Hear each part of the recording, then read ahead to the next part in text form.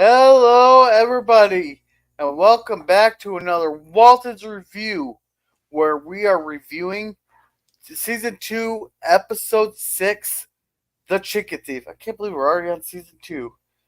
Oh, we did miss a couple weeks though, but man, this show's flying. And with Yeah, me so far, I got PvP. How are you doing, PvP? I'm doing okay. It's a day off. It's a Friday, and Monday's the long weekend because of Labor Day, right? So that's all good. So, oh geez, my phone's ringing. I got to mute for a minute. Who Yeah, the hell would be calling me this time of day? yeah, yeah. And yeah, it's gonna be a long weekend there, and yep. So he has a phone call there. No, this is an interesting episode here. This is the first one directed by Ralph Sensky, Senensky.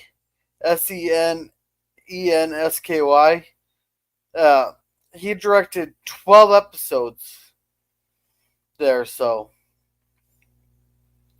that makes and if he directed this first episode he directed is this good. I can't wait to see I'm actually gonna look up his other later tonight. I'm gonna look up his other ones there. So, oh, must not have been a telemarketer. So, Oh boy. alrighty, let's uh, telemarketer. Yeah, it was just He some was, reminder about a medical appointment. Some automated oh, phone I call was gonna thing. say telemarketer. I guess payback's a bitch. Yeah, I think I'm going to have to call them back and reschedule though, because I think it's for Wednesday and I work on Wednesday. So anyway, I'll have to re-listen to it later because Yeah. my answering machine's in the other room, so I couldn't really hear it all that well. But Yeah. anyway, it's all good. So, so you guys got Labor Day up there? Yep, we have Don't Labor you guys Day just actually? like you do. Don't you guys actually have to do some labor to have Labor Day? Well, I do labor every week. I just finished working last night, and man, I tell you, I was tired by the end of the day. Yeah, harassing people does get tiring. I'm kidding. Uh, I'm kidding. PvP. Yeah, my job just is so repetitive. I just get so bored. I don't know how I get through 30 hours every week, but I manage to because I got to pay the rent, I guess. So, Well, you got my job polishing up chromed parts. you polish chrome parts all day? Yeah. Then in No, that's not, between, I inspect the parts, make sure that the other people are doing their jobs. that sounds pretty repetitive too, to be honest, Gorilla. Yeah. So, Oh well, all right. I guess work is not supposed to be great loads of fun, is it? That's why it's called work. Yeah. Uh, uh, I'll shoot Germ a message asking where he's at yeah, here. is So Germ taking a nap or something? Like he's usually here, isn't he? Like, maybe he's on overtime. oh. Yeah, I put in half an hour, about 37 minutes overtime yesterday. Unpaid, of course. My job there, they count you by the minutes that you're on the clock there. So I always get like about half an hour overtime. Yeah. I just end up having to do every the end of every week. I got to do what are called call reports, and I got to Oh, enter all the information and send it yeah. off, and it always So seems to take long. Oh, Sherman's here. Oh, there he is. there you, Jerem. How's it going? I literally just sent Not you a too bad. message asking if you got a chance to watch the episode. Oh Yeah, yeah, I watched it a couple days ago. yeah. And how's it going? Well, I haven't shot anybody today, so there's that. And you haven't stolen any chickens, I'm guessing either, right, Gorilla? That's a whole different story. Uh And welcome, pop Hey, culture curator. He says, "Howdy, partners." howdy, Pop. Hey, Pop. The whole time I was trying to think how can I sneak in playing a snippet of try that in a small town on this episode. But Jason Aldean's bots are really bad, especially Yes, with no, Yeah. all the yeah. criticism he's gotten. No point in taking a chance on getting a strike, I suppose, Gorilla. So, Oh, I'm gonna be taking strikes on this episode, chances on this one. But no, Jason Aldean bots are. I thought Warner Brothers bots were bad and CBS was bad. Try Right. some of the music artists, especially they don't like the way you're using their song. Yeah, it's so inconsistent. I see channels that play entire songs and they never seem to get a strike. And then there's other channels that you'll just play a short clip on something and they'll get a strike, right? So it's weird. It depends on the context. Yeah, it is quite strange. And they might have gotten a claim, and then for some reason they got the claim released for some reason. But Well, let's I guess, yeah, people do fight them, I guess, and often the claim does get taken down or well, whatnot. not So, necessarily too. They could have actually had the legit rights to do it, use it or something. But yeah, anyhow, let's get started with our prologue there. sounds good. When I look back on Walton's Mountain, I remember that our parents, by word and by example, took some pains to teach us the practical lessons of life and its virtues. But though I had been well taught, there came a time when I doubted my own honesty and questioned its true value. I cannot do as good as I think it's Earl Hammer who reads the Yeah, beginning. I believe Earl Hammer does do the John Boy narrations in the episodes. I was actually quite Yeah. impressed by Richard Thomas's ability to ride that horse bareback, though. That was pretty impressive because he Oh was yeah. actually riding that damn horse. Like, man, if I tried that, I'd probably fall out on my butt and injure myself. It's It like, used wow, to be a much more common skill. yeah, I guess. But, damn, I mean, he's an actor, right? Not like a professional, rider. And I guess he must have taken lessons or something before, the show to learn how to ride because he was really riding very confidently, I thought. No. Well, what you really want to do there when you're riding bareback is grab onto that mane there and just hold it tight there and then just go the whole time. Yeah, I definitely would hold tight. That's for damn sure. I like this scene when John Boy goes into Ike's store and it's kind of a weird scene at first when John Boy's just staring at him and not saying anything. It was kind of like a bit. I thought it was a little bit odd at first, and then Ike's like, "Oh, what's up, John Boy," kind of thing. Yeah. Yeah. This thing creepy just staring away. You Yeah, know, it's a little weird. Yeah, yeah, I kind of wish we still had stores like this. Like we do have like everything stores, but you don't right. get the service you used to get. Like I got Oh, to go in there and go, hey, I need 10 pounds of flour. Come on right up, and he'll even grind it. If he has to, he'll even grind it there. oh, yeah. We used to. You guys had Woolworths down in the States, right? Had what? A Quite a store while called ago, yeah. Woolworths.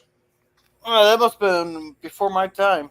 Okay, yeah, it was probably back in the '60s They and all '70s. closed down by the 60s.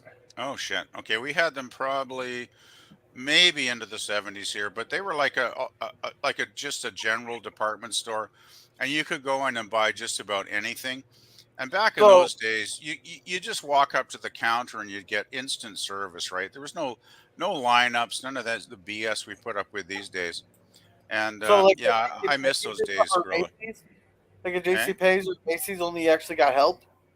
Oh, there used to be great service in the '60s and '70s, and now you guys probably have stores where you got to go through like that cattle chute, that winding around, through, to get to the counter because they got all the stuff on the shelves that they think you're going to impulse buy as you walk through. If you guys know No, what I not mean. not really. Like Walmart has it all lined up there, so does Target. Yeah, yeah. Well, Walmart's Yeah. bad for that. They've Yeah, had they've had it lined up like that for at least the last 40 years.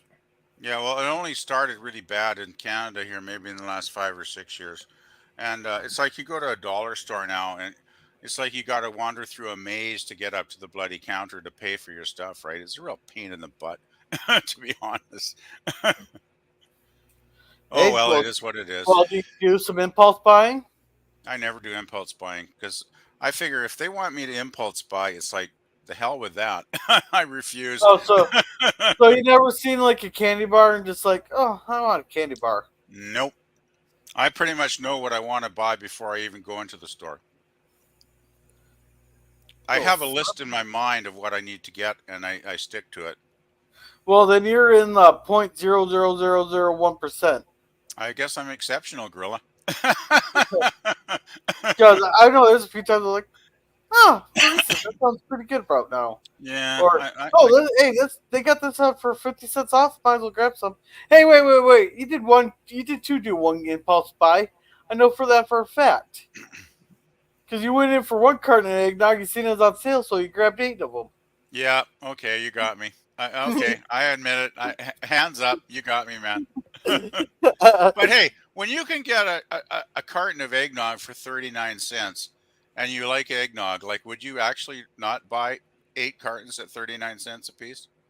I do that with Mountain Dew. I question why it's 39 cents. It was clearance because the expiry date was coming up in like 3 or 4 days, but I just put it in the freezer and froze it all. And once you freeze it, it's perfectly good, right? You could last for months, and it did, right? So a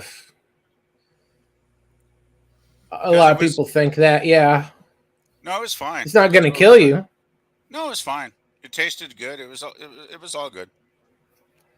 But yeah, as someone who has worked in the food industry my entire life, obey those damn dates.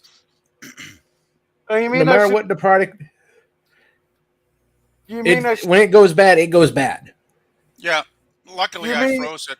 I froze it right away, and every time I thawed one out, I'd smell it first, and and then I'd take a little sip and see, and it was fine.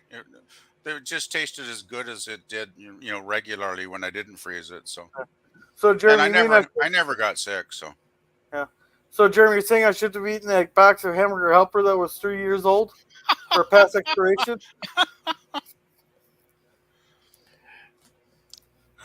Should probably give you last rites at that point.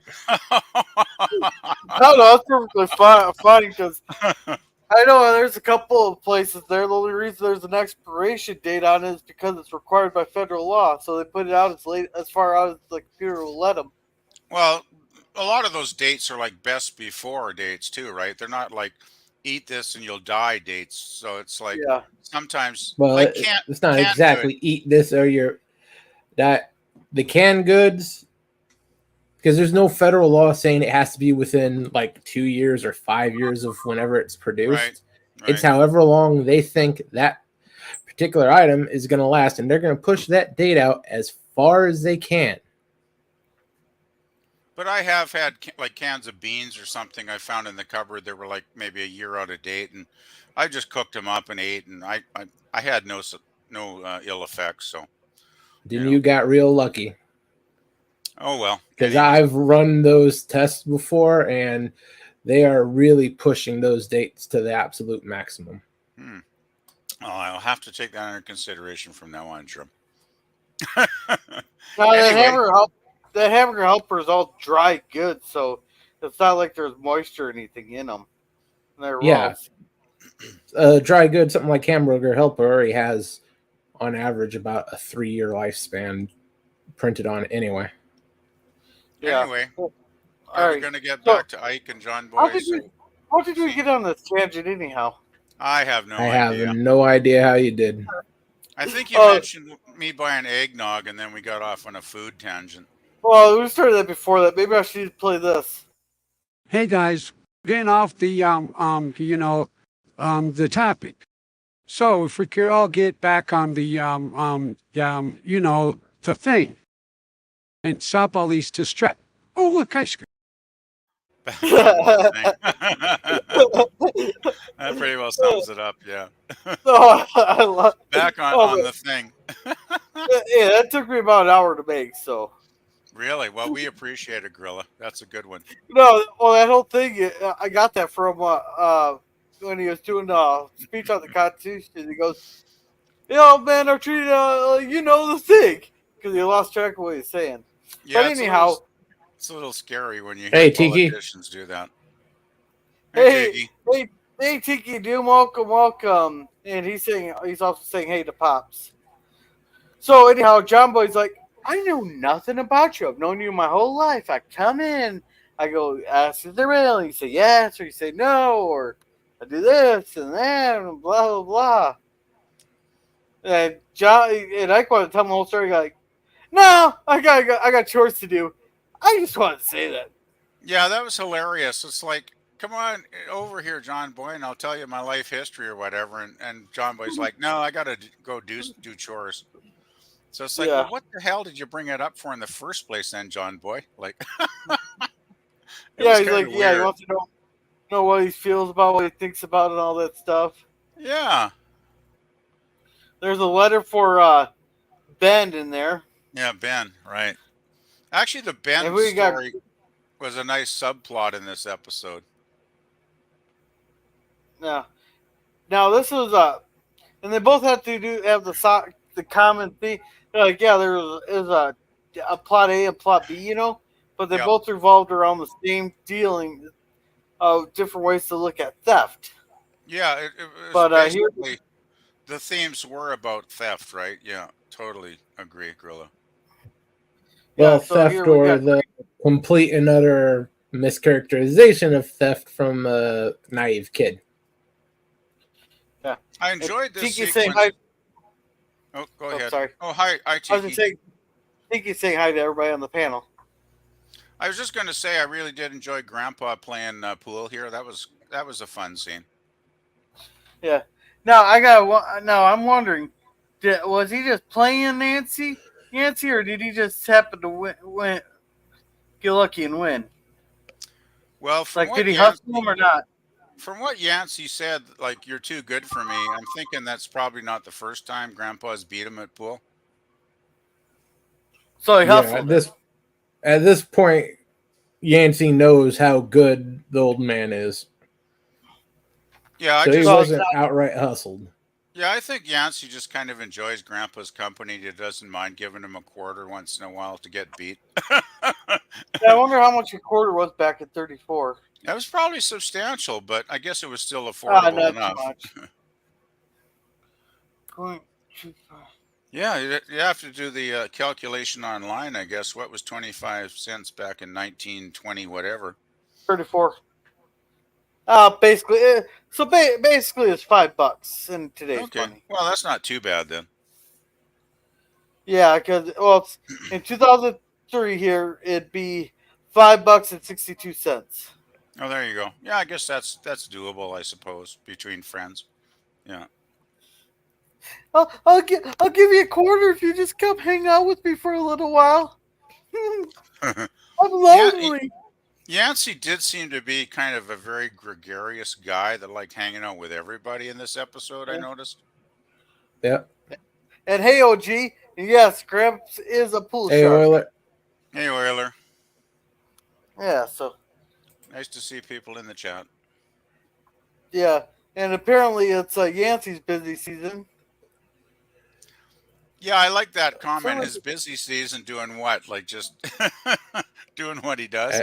That was kind of funny. For what he does, it's always the busy season.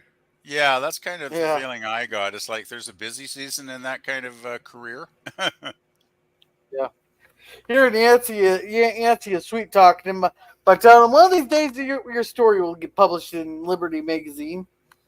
One of these days. Oh yeah, John Boy was supposed to. John spent all day writing in the meadow. Then he goes down there to get what was it, the Sears catalog item? Yeah, it was something for Yeah, his mother Olivia, I guess some catalog or something she's yeah. waiting for. Well, you know the purpose of those old catalogs, aren't they? Or don't you? Oh, people used to order Sears, stuff out of them. yeah, Sears and like J.C. Penney's and all that would send the catalogs out, and Yep. then but they keep them in the portage out or in the outhouses there. Then when you're done with the paper, you use it to wipe yourself with Oh yeah. there. My mother actually did that back in the 20s and 30s when she was, young. They actually did do that during the Depression. It's a real thing. Yeah, for sure. Yeah, no, that's the whole purpose of the catalogs is you sit there browse stuff that they have for sale, and then when you're done, you use it to wipe yourself. Yeah, it's true. It's absolutely true. Yeah, and Oler there said I could tell by the fin on his back. That's good. Oh gosh. Yeah, the fin on his back. All right. So Grandpa goes and sinks his last ball in. He said he would play another game, but he better get home because it's already 4 o'clock in the afternoon. So they go out. Then John Boy helps him out there. Now this is good. I really felt sorry for the horse here. Because it's bad enough Grandpa jumps on his back with like, I don't know how many hundreds of pounds he weighs. But then John Boy jumps on as well. And I'm thinking like, what's that? Like 400 pounds on the poor horse? Like that poor horse. That's well within the horse's tolerance. I guess, but I still felt for the horse kind of. Horses are tough. Yeah, but that's not a horse. That's not a horse. Well, it's a pony. The mule? No. Is that a mule? Yeah, it's a mule. Oh, okay. Yeah. I guess I didn't. It's a half-ass. So apparently, it's a half-ass. Now, if this would have happened to a woman nowadays, you know, and they did this scene, Ike would have been getting Me Too'd. That's a big old Me Too right there. Are you saying he's copping a feel there? Well, he's helping him up on the horse, but any woman can show this to a judge and go, I was sexually molested there, and they show this, they'd have to just show still scene, and they got be like, yep. Yeah, you got to be careful where you put your hands these days, I guess. Yeah. But stuff like that happens when the old man almost falls on top of you. Yeah. So yeah, John Boy just hops right on the back there, like. Yeah, actually, he was really good. I mean, both of them were really good. I mean, look, Will Gear was not a young man hopping on this horse, right, at his age. Yeah, look how easy he got on. Yeah, it's so easy for John Boy just to hop right on there. Well, John Boy was young and spry, but Grandpa was impressed. 50 years younger than old Grandpa. Exactly, and that's very impressive. I've tried hopping on horses like that, and it's a bitch. Of course, my ass was built too close to the ground, so. Yeah, I would fall on my butt if I tried to do that, probably, for sure. Well, my problem is my ass is just built close to the ground, that's all. So, Tiki here says, hey, Greg. Brother Greg says, cool, old school gas pumps. Oh, yeah. Oh, yeah. And we actually have some of those up at our fairgrounds there. Really? And Oler said, hey, Tiki, and Tiki says, hi, Pops, and everyone else. All right, start that. And then the man said, now, this was funny. I can't tell if Grandpa was bullshitting him or Grandpa knows it, just tells John Boy to stay out of it, or he actually doesn't know and just tells John Boy to stay out of it. When John Boy goes, what exactly does Yancy mean by it's his busy season? He goes, I'm not quite sure. Yancy's always been secretive there, so I don't pry, and I suggest you don't either. Yeah, I kind of wondered if Good advice. Yeah, I kind of wondered if Grandpa was aware that Yancy was a bit of a thief at times, or maybe not, but it did seem like an interesting comment that he gave to John Boy, right?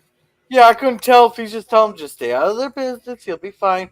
Because he has dirt on everybody. Like, we had an episode where they're trying to get all the gypsies on a train up to New York and all that. It was a carnival. And they said, and the one guy switched shifts there, and he was going to kick them all off there. And Grandpa's like, I just happen to know for a fact that 6 boxes of the Baldwin Sisters recipe ends up on this train every Thursday night. Now, I can look the other way. I can report that to the Federal Train something authority or something? Train like authority. That. Or we could both just look the other way. So he has dirt on a lot of people in this area. Well, Grandpa's so that's been why, around for a long time. Yeah, right? you collect that sort of information when you get that old and in that small a town. but it's like I couldn't tell if Grandpa was seriously didn't know, if uh, or if He actually, chooses not to know. He chooses not to know exactly what Yancey is up to. As you said, he respects his privacy. Yeah, I think Grandpa is one of those kind of laid back people that really isn't too concerned about what the other people are doing if it doesn't directly affect his life. So, yeah. Hey, LDG, welcome to the show. Yeah, and guess Mikey is going on in about 30 minutes, but I think Yeah. I think Mikey, we might overlap a bit the way we're going here. yeah. Hey, hey, LDG, how's it going there? And Greg said, also, don't ask about the unmarked graves out back of his place. I said he's secretive. Oh, thanks. Now I'm picturing Grandpa as a serial killer. Thanks for No, that comment. no. About Yancey's unmarked graves, I think Oh, was going on. Yancey. Okay. Okay. I got sidetracked there. Oh, shoot. Mike's on. Well, we can miss the first 3 I'm hours. sure Mikey won't mind if we're 10 minutes late or something. I don't think it'll be that big a deal. Yeah, so. I thought he was going on at 7 though, and he's actually going on at 6 o'clock my time. Yeah. Well, And, 9 his time, so. Yeah.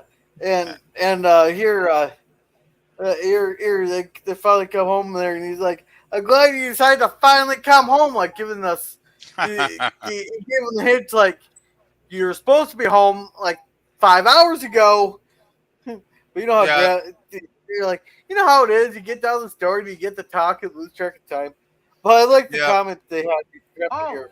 Yeah, John Senior's working his butt off, of course. Yeah, he's like, as soon as we park the car. So. Yeah, that was good. John Boy's gonna go go help his dad there, and Grandpa's like, I'm gonna go in there and deal with the women one at a time, so he can only put up. But you should know they both will be in the kitchen. Aren't That's they the one always? thing people. I'm actually surprised people hadn't complained that in this show the women are always in the kitchen doing all the cooking. They're doing all the damn chores. No, that's what women did back in those days. They were in the kitchen, doing that. Well, back then, the women did the housework and the men did the outside work. Exactly. You wouldn't see Olivia and Grandma Walton like stacking lumber, right? It's like, come on. Like with me and Marissa, she did a lot of the cooking there because she didn't trust my cooking. Oh, there you go. There's a couple times there I purposely fucked up the meal, so I knew I wouldn't have to cook for like a week and a half, 2 weeks. Uh-oh. Hey, I still ate them. All right. And hello, Cam. Welcome to the show. Hey, Cam. Hey, C4. How's it going? And of course, Grandma Walton is as bitchy as ever. Talking to the old man, right? It's like it's gone. Hey, she has the right to be pissed because she probably sent him down. He probably said, "Hey, I'm gonna head down to Ike's for like an hour or so," and it's like 8 hours later. Yeah, that's probably true. Yeah. So I think Grandma Walton's pretty funny, actually. I get a big kick out of her in most episodes. She's pretty hilarious. Hey, she's put up with this shit for 50 years. Yeah. Yeah, it's like, and what I love about the portrayal between the two of them is even though Grandma seems to want absolutely nothing to do with him, it's like there's still that bond, right? You can tell there's still affection there. So that's kind of fun. Yeah, and she's like he goes, "Oh, we just got to get talking. How come you got blue chalk on your hands?" Well, it's easier to decipher thoughts. That was good. Through a game of pool. That was good. And then he's going to lick the bowl and put it in his mouth with chalk on his fingers, like Grandpa. Well, he was going to stick the chalk finger right in the bowl. Yeah. He was going to stick the chalk finger. Exactly. It's like, wash your hands. And then she tells him, well, go wash your hands, old man. Now he's going to go out and help their. Here he tells her Sears package didn't come, but they're all going to go help John there. He's going to tell Ben. He has to give that letter to Ben. I can't remember what this was. The thought about that at noon. Oh, I think he said he was hungry or something. Oh, I'm gonna get a strike. So anyhow, Ben comes down. He gives him the letter. Ben opens it and he asks him what's it about, and Ben just turns around and walks away without saying a word. So Yeah, then Ben wasn't too happy. he promised them that to get them the fence posts they're there by the end of the day, so they have to hurry up there Yeah, because the end of the day. Now you see at the bottom there that black stuff there on the bottom. right, right. That's actually tar for on there. Do you know why they put that on there? So it won't rot. Yep, because that's the part. That's all the farther it goes into the ground there, and the dirt's usually full of just moisture and stuff, and also Right, keeps the bugs. It keeps the termites out from eating the wood underneath in the ground. makes sense. Yeah, that's what I kind of figured. Yeah, Yeah, yeah, it's pretty good background information there. it's nice It though that can't. they put that little detail like that into this show, right? Because a lot of shows wouldn't even bother putting in a detail like that. Yeah, and Cam says, "Hi, brothers. Good to see you, gents, in the chat." They said, "Tim, who's Tim?" I don't know. I wonder if he meant Tiki. He was trying to put in there Tiki of Doom. Maybe. Could be. Okay, so no, but I thought. Well, I suppose there are square fence posts, but nowadays they're all the fence posts are rounded, are round ones. It depends on what you want. You can get round ones, you can get square ones, you can get triangle ones. It all depends on what your custom order is. Yeah, nowadays you can. So yeah, now they get here right at dusk, and he said he's gonna get a code on there just so they can go help him unload. Is that John Boy right there? Yeah, I think Yeah. that is. Yeah, it is. So he was right up by the chicken thing, and this is when. So I don't miss it. Oh, yep, he did have a clear shot of Yancy grabbing Yep. two chickens, looking straight each other in the eye. Yeah. And I'll be right back. Alrighty, and Yancy just takes off. Yeah, I thought we got. Yancy was a very interesting character because at first I kind of thought he was a real shady kind of guy with no shame in the early part of the episode. But then as the episode progressed, I realized he wasn't really like that at all, which was interesting. Okay, and Tiki of Doom's throwing hail or Camp's throwing hail at Tiki of Doom. There we go. No, but yeah, and he's like, yeah, I've had a couple of my chickens stolen. I'll just play it. Fuck. Yes, so. Did you see anything? Well, last week somebody stole. Well, he didn't even give him a chance to answer. And what does he consider a whole bunch of chickens? Two of them? He only had 30 all of his life.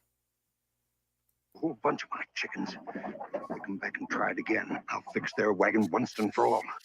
Yeah, so yeah, he's mad there.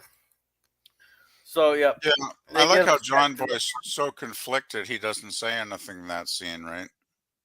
Yeah. Here's the scene I really wanted to play. Well, he doesn't know what to do at that point, which I thought that's kind of believable because if you see a friend committing a crime, it's like maybe you would hesitate to actually tell anybody about it, at least until you thought it over. Yeah. Yeah. Here's the scene I really wanted to play here. It's the back and forth. Anything with John and John Boy is always gold. Daddy? I think this is the first time that we've actually had lots of words from John Boy almost. He doesn't know what to say.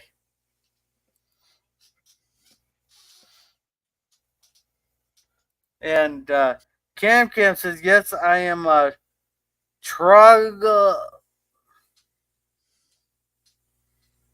I'm guessing means Troglif. I'm guessing He meant to say throwing because I said he is throwing hail at Tiki of Doom. Yeah, I don't quite get that word, but oh well. Yeah. If you see somebody break the law, and it's not a big crime, just a small one, you're supposed to report that, aren't you? Now that is an excellent question. At what point do you report something? It is a good question. Because like say in my town we have a noise ordinance. Do you call the cops when the neighbor has their music on full blast that you can hear it 3 houses down, or I you guess just it go pop, I guess or it you just depends if you hate your neighbor or not. or do you just go pound on the door and tell them to turn that shit down or put some good music on? Well, yeah, you could do that too, right? Yeah. Yeah, you don't report someone not using their damn blinker, even though as much as everybody bitches about it. You Yeah, I know? see lots of people that never use their turn signals. That's true. Yeah. And how big of a theft do you report? Like would if I say I was missing a damn pop, do I call the cops on that? No. Back then, do you report 2 chickens getting stolen? Yeah, well, the laws, as they mentioned in this episode, the law can be a strange thing, right? Hey, I do got. Yeah, because it's like, at what point do you report something, and are you guilty if you watch someone commit a crime and not report it? It's an interesting thought, I gotta say. Yeah, because It's actually quite a large part of the episode, though, is John Boy basically arguing with his conscience to try and figure out what is the right thing to do, which takes him quite a while because he doesn't actually say anything. Eventually, he tells Pa, right? But it takes him quite a while. yeah. So They say wait, did you just a sec? Oh,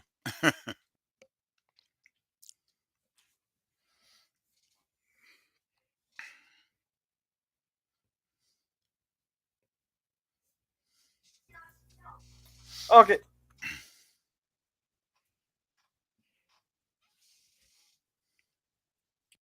Good. No, uh, I'm back. I had to have to get something there. So, hey, we got Scurvy in the house. He says, "Hey, fellows." Jim says, "Hello, welcome, Jim. Welcome." We're like 10 minutes into the episode. And Jim's waving at Pry here. hey Here's there, our Lemon. film repair film, and Jim's throwing hail at Lemon at Scurvy. No, but anyhow, let's go ahead and play. hey, otherwise you're guilty too. Yeah, but I don't think like on the chicken thieving part, I don't think John Boy's guilty of that. Of course, he witnessed it, but it seems also nowadays you don't even want to get involved because they'll arrest you and leave the other person alone. Look at that Penny guy over in New York that got himself arrested for defending the people on the subway. Yeah, sometimes it's best just to mind your own business, so to speak, right? Yeah, Like I've seen, actually, it's weird that you mentioned that, girl, because in the last month or so, I've seen all people arguing at my local supermarket, like verbally harassing each other, and I thought both times it was going to break out into physical violence, which I think it could have, but fortunately it didn't. But it's kind of crazy how people can get into it with each other. It's like some people are just on edge these days, and the simplest comment somebody makes to them can trigger them, and it's quite interesting actually how crazy it can be out there.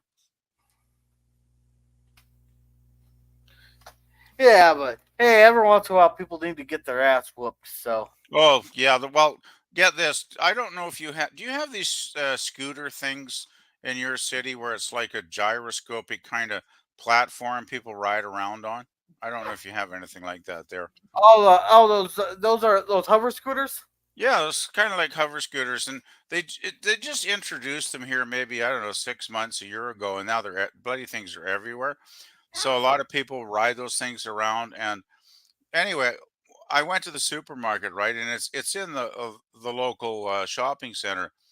This kid, he's riding around on this in the shopping center, like indoors, which is probably not really cool, right? Because people are trying to walk and stuff; they don't need to be run over. So anyway, this dude comes walking in. He's like, "Hey, what are you doing?" And the kid fires back, "I'm riding." And he's like, "In the mall?" And then they get into this altercation. Like the kid's like, "F you, man." And oh man, it got nasty. It got real Well, nasty. well, that kid needed the ass whooping there for no. Oh yeah. Would you That rather have their skateboard shoes on or the rollerblade shoes on? he was a punk. Definitely. He was a punk that did need an ass whooping for sure. That's Yeah. what I Or thought. would you rather them just have the old shoes that had the rollerblades built right in, or the I haven't seen skateboard? those in a while. Oh man, it's been years. I mean, it's probably been a good That's 15 like years since I've seen them. that's like what, 80s or 90s or something? It's a long time Nine, since I nine, saw those. I haven't seen them probably since middle school because we had a couple kids that had them in middle school there, and they especially like to stop on a dime and leave a big old long mark right on the hallway there. Then the Oh janitors get God. so pissed. Oh, we used to do those shoes too. The janitors get so pissed when you leave those black, long black streaks right on the thing because they didn't sweep up and they'd have to get on the ground and actually scrape the rubber right off the floor. Charming. We used to have those marks all over the school there. You could tell some a couple of times when the janitor said, "Fuck it," they're not taking it off Wow. yet. They're wait till there's a few more marks. But Cam here says it was supposed to be troglodyte. I'm not sure what that's even supposed to mean. It's But like it's like a cave dweller. It's like a caveman, I think, Gorilla.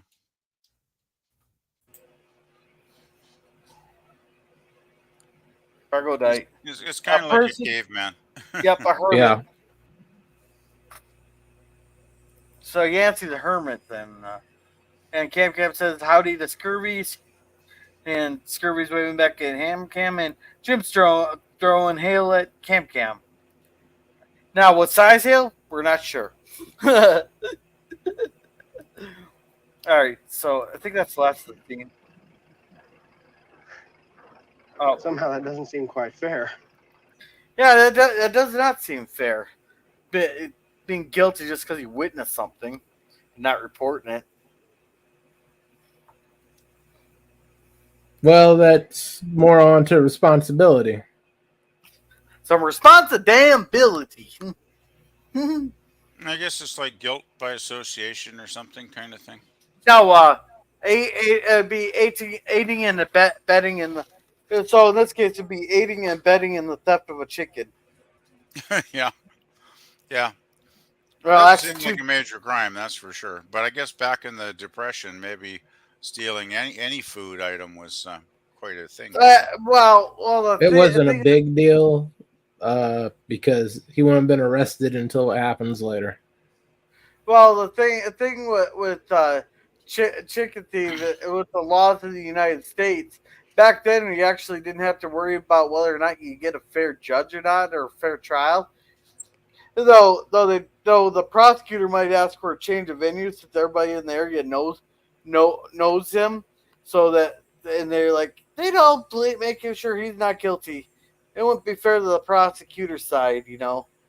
But back then, Something like that wouldn't even gone to trial. Sheriff would have handled. If it's just the chicken thieving, sheriff would have handled it on his own. Yeah, and I bet you back then he just haul Yancy up there and they strike a deal on how to work it out, kind of like how they worked out that stolen cow in what's episode 4 of season 1. Yeah, Or that's pretty much how That's pretty much how everything worked until you got to the serious stuff. Well, you'd think it'd be like a misdemeanor or something, and at worst, he'd probably get a fine or something, you know. Well, this area, everybody knows each other. The sheriff, I bet you the sheriff would there, and I bet you'd round up someone like John, and they'd go have a talk with Charlie Potter and have the two work something out. You'd think so, yeah. Yeah, so. Ralph Waite was so good in this show as Pa Walton. He was really a good actor. Yeah. Something happened back there at that chicken coop, son? And John Boy just stays quiet. And John knows that. I think John knows that he's seen what happened there, but he's just going to let John Boy figure it out on his own because he trusts John Boy. Yeah, Yep. well, Paul obviously knows something happened, right? But he's just going to let John Boy, tell him in his own time because they have a mutual respect for each other. Yeah. And hey, Suzanne, welcome. She says hello, hello. And Suzanne. Hey, Suzanne. She Hello. thinks I just Scurvy and Jim. And Scurvy here says the Waltons, eggnog thief. Oh, We know who we're sending Sheriff Briggs to. yeah, I'm never going to live that one down, am I? Yeah, Scurvy says hi to Suzanne there. Oh, God. All right. Thank you, Lemon. I enjoy your jokes. Hey, it's tradition now. It has become that, hasn't it? Yes. Yeah. So here we get them walking home from school. There, and the conscience is bugging them. There, and Mary Ellen just going on her day. Does anybody really care what GW told her? Does anybody really care? I Or don't. do you just be polite and Not really. indulge? Yeah. But she's like, they've already written it off as she's going to marry GW someday, so they don't want to hear about it. Actually, I don't think she does. But I'm not quite sure. Well, in their minds, they are. So you think this was front-loaded storytelling instead of back-loaded? It doesn't matter how loaded the story, all of her siblings are going to start tuning it out until she starts setting them. Well, Yeah. like Babylon 5 was planned out for all 5 seasons until they got thrown that curveball. For DS9, they wrote the show. They planned the show as they're writing it. So I'm guessing they're just planning it as they're writing it. Yeah. But he pretty much tells her, I don't give a shit what GW says, and she just tells him he's about as bad as Ben. And he's like, what's wrong with Ben in that? Scurvy here says, PvP, it must go on at least till the new eggnog season. Well, eggnog will be hitting the shelves in October, so we're not too far away, actually, Lemon. Yeah. I'll give you an update then when I get some more. Yeah, it'll be a big old vat with I'll have a hose going up there that'll go to a funnel there with 2 straws on top of a hat there. He'll just be sitting at the computer talking to us with 2 straws on each side of his mouth. Probably not quite that bad. Hey, the bloody cost of eggnog regularly, it's about like $5 a carton now, so I might not be buying a huge amount unless it's on sale. So Unless it's expired. It's expensive, man. Very You can expensive. probably make your own. I should probably learn how to do that, but I'm too bloody lazy. Oh, I could get you a recipe here real quick. Oh, that'd be good. I do like this scene though, because the scene, John Boy's obviously got more important things on his mind than her boyfriend, and it kind of ties into the story, the secondary story about the letter and all that stuff. So it's put together pretty well. Yeah, so yeah, you got Ben. You got Ben Yeah. here all set stuff. We bring the secondary plot line back into it for a bit. I thought. Yeah, and here we got you. Oops, keep going. Go for it, Gorilla. No worries. Just go. Okay, here we got Yancy telling some story and all, a joke and all that. They're laughing. There, and they invite him in for supper, but he says he's got a pass on it. Yeah, I was thinking at this point, this Yancy guy is just a shameless thief. Like I was thinking bad things about him at this point in the episode, right? But then they kind of turn it around quite soon after this scene, and that's when the episode for me started to get really interesting because it was getting more complicated and complex as it went along in the story. So yeah, that's one reason I think this is a great episode. Yeah. And Scurvy here says, I may retire the gig then. Oh, Maybe. maybe. Well, consider continuing it because I do enjoy your jokes. Yeah, because PvP might be a little sad if you do that. Yeah, Suzanne says, PvP, my boy is a freak for eggnog as well. Oh, that's nice to hear, Suzanne. Oh Yeah, so goodness. I'm going to play this scene also just because Warner Bros. Is probably already going to hit me for the last time, so screw it. Oh But I got crap. a story I want to tell John Boy, something he might write about. I'll see you two later. Let's go. Yeah, you can tell that's the only reason he came over. Jeff, Bob. See you later, Yank. Bye-bye.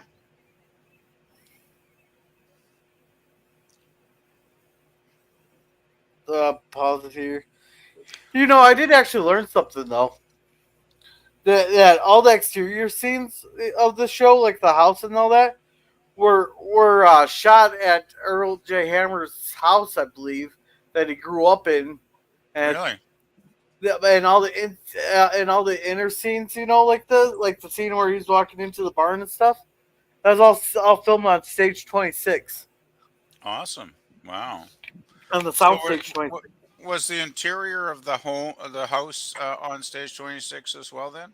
Yeah, the interior of the house was stage 26. I'm not sure about the Cool. barn scene, but That's the really house cool. scene was stage 26. I never knew that. That's awesome, man. Yeah, I was thinking at this point. I was thinking. Were you any of you guys thinking like he's going to try and coerce John Boy here, or maybe threaten him to keep his mouth shut? And then Nah, the story- we've seen Nancy plenty of times. I figured he was going in there to justify his actions. okay, so he's trying to kind of make up, so to speak, with John Boy. Yeah, you know, justify his actions. Okay, makes sense. Oh, do we have any more new chat? Jim is throwing hail at Suzanne, and Scurvy says, I myself love eggnog. Well, there you go. I'm never drinking eggnog again after I had that eggnog seltzer. Which PvP, I should mail you one. Oh, please don't. That sounds disgusting. Oh, come on, we could get I it. just like pure eggnog. I don't need the seltzer in it, to be honest, Gorilla. Besides, it probably costs a fortune to mail it, and God knows, I don't know if you can even mail food items across the border. It might get confiscated. Yeah, what they don't know don't hurt them. I'll do what they do with when they're smuggling fentanyl through the mail. There, I'll just mail you a bunch of door stops there, but I'll drill a hole inside the door stop there. Just fill each door stop up with eggnog. Okay. There he can ration it out. That's how they mail Oh, drugs God. through the mail. There, they actually managed to catch one of the packages through X-ray. Something didn't look right on the X-ray, and something didn't look right about the. And it said it was just a bunch of door stops. And something didn't look right on the X-ray for them, so they opened them up and they cut one open, and sure enough, it's filled with a bunch of drugs from China. Yeah, well, they've gotten pretty disciplined with that, because that's one thing that delays a lot of mail from overseas is they're very much up on the fentanyl from China thing here for a number of years now, and there's a lot of packages that get opened and turned back, and you know Oh, my basically favorite. Yeah. Well, my favorite yeah. one was watching one of those border customs shows. Hmm. Is actually at the Vancouver Airport. no, not the airport, the border crossing for the United States Oh, okay. Canada From around Vancouver. from like Seattle to Vancouver kind of thing. Yeah. Yeah, but anyhow, they stopped this truck. You know those big old tires where those mega machines up there, those 20, 30, $40,000 tires? I Well, guess. you know the big, huge ass tires that they have to put on the mega drilling machines up there. Yeah. Oh, the I guess, mega yeah. equipment. Well, anyhow, there's a truck carrying three of them up across up there. You know, you stop, give them the paperwork. Then they had this big old thing that they had, the X-ray machine that they had the truck drive through. they spotted a little something on the inside of the tires. They couldn't figure out what it was. So what they did was they drilled a hole into the tire, stuck a camera through it, found out it was just nice, and then they slapped they slapped just a piece of tape over that whole hole that said U.S. Border Customs or U.S. Customs Enforcement. And there you go. Here you go, and give this to your give this to your boss up there. They'll let them know we're the one that punctured the hole in the tire. Oh, jeez. So I guess the tire wouldn't be much good after that, would it? Oh, fuck. No, Not even close. Yeah. Wow, that kind of sucks for the guy that paid for the tires. Yeah, that'd be a lawsuit. And that's not $40,000. Those are closer to $100,000. Yeah, so I'd be suing border for because that's not a tire. You don't buy those tires just to have a stamp spare. Yeah, I'd say lawsuit for sure. Yeah. Yeah, and Suzanne said this boy will drink a gallon a day, and Scurvy says eggnog seltzer don't sound right. Trust me, it's not. I'm never drinking eggnog that seltzer. It sounds like the opposite of what it should be. Yeah, Suzanne says she makes her own eggnog there, which I think I might have found a recipe for you there. But anyhow, back to him pitching hay. Meanwhile, back at the barn. I figured we got some talking to do, John boy. I'm real sorry about last night. And John Boy's just trying to ignore him. You can tell John Boy's pissed with him. He's totally pissed. Sorry for what you did. You sorry you got caught. Well, I came here because I wanted to explain to you. Yancy, you don't have anything to explain to me. I just saw you steal something. John boy, steal. Yeah. Yeah, but is that a reason to really be pissed with him? It's not his stuff he was stealing. Yeah, but John Boy's pretty upstanding citizen, right? So when he sees somebody else breaking the law, it does kind of grate on his conscience, I'm thinking, Yeah. Because, I mean, let's face it, Pa Walton has taught him to be an honest, person, right? Yeah. Feels a kind of harsh word, isn't it? I'd like you to know why I borrowed them chickens. There's the changing of the language. I didn't steal them, but I borrowed them. Borrowed them, yeah, that's a good one. It's like, okay, you borrowed them. When are you gonna bring them back then? That's funny. That was a funny line. Sir, there's a lot of people in this county who just can't seem to make ends meet, and there's others like old Charlie Potter who got more than they need. So every once in a while, I borrow from them who has and give them who haven't. Robin Hood. Yeah. Who knows Robin Hood written anyhow? Oh, Robin Hood. Oh, geez, that's a long time I know ago. it's been around for years, but I don't know when it was written. Centuries ago, yeah.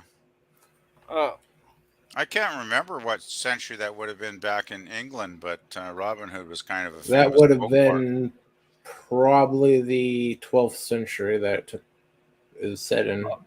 We're talking a long Richard the time Lionheart. Ago. Yeah, the earliest.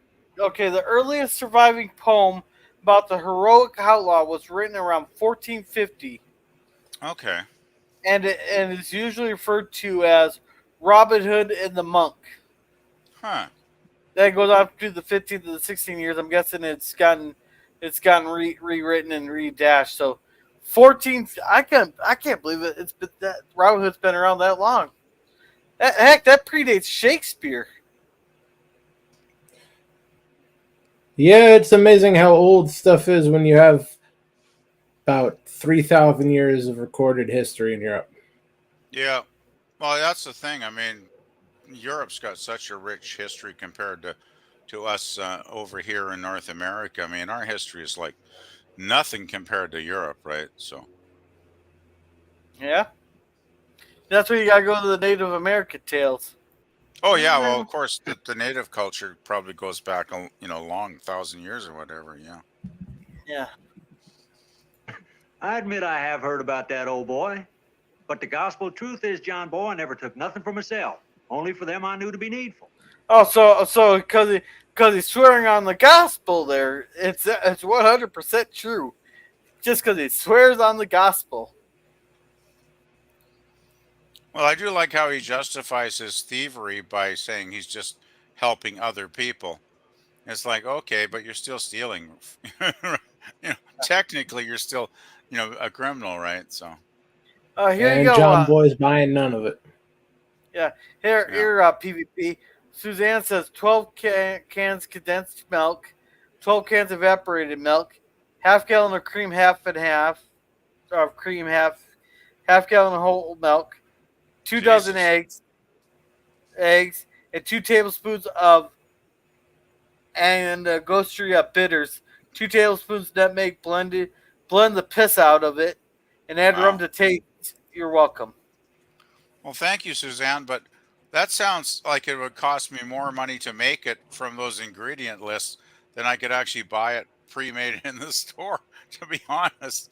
Like, Well, that's no, 2 dozen well, eggs. You know what that would cost? well, it all depends on how much you drink. That would make a lot of eggnog, I'm guessing, but Oh, still. that there will make you. That'll make you 3 gallons right there. Oh, that's nice, but still, when I factor in the cost and the time is money too, right? It's probably actually cheaper just to buy the damn, pre-made stuff, to be honest.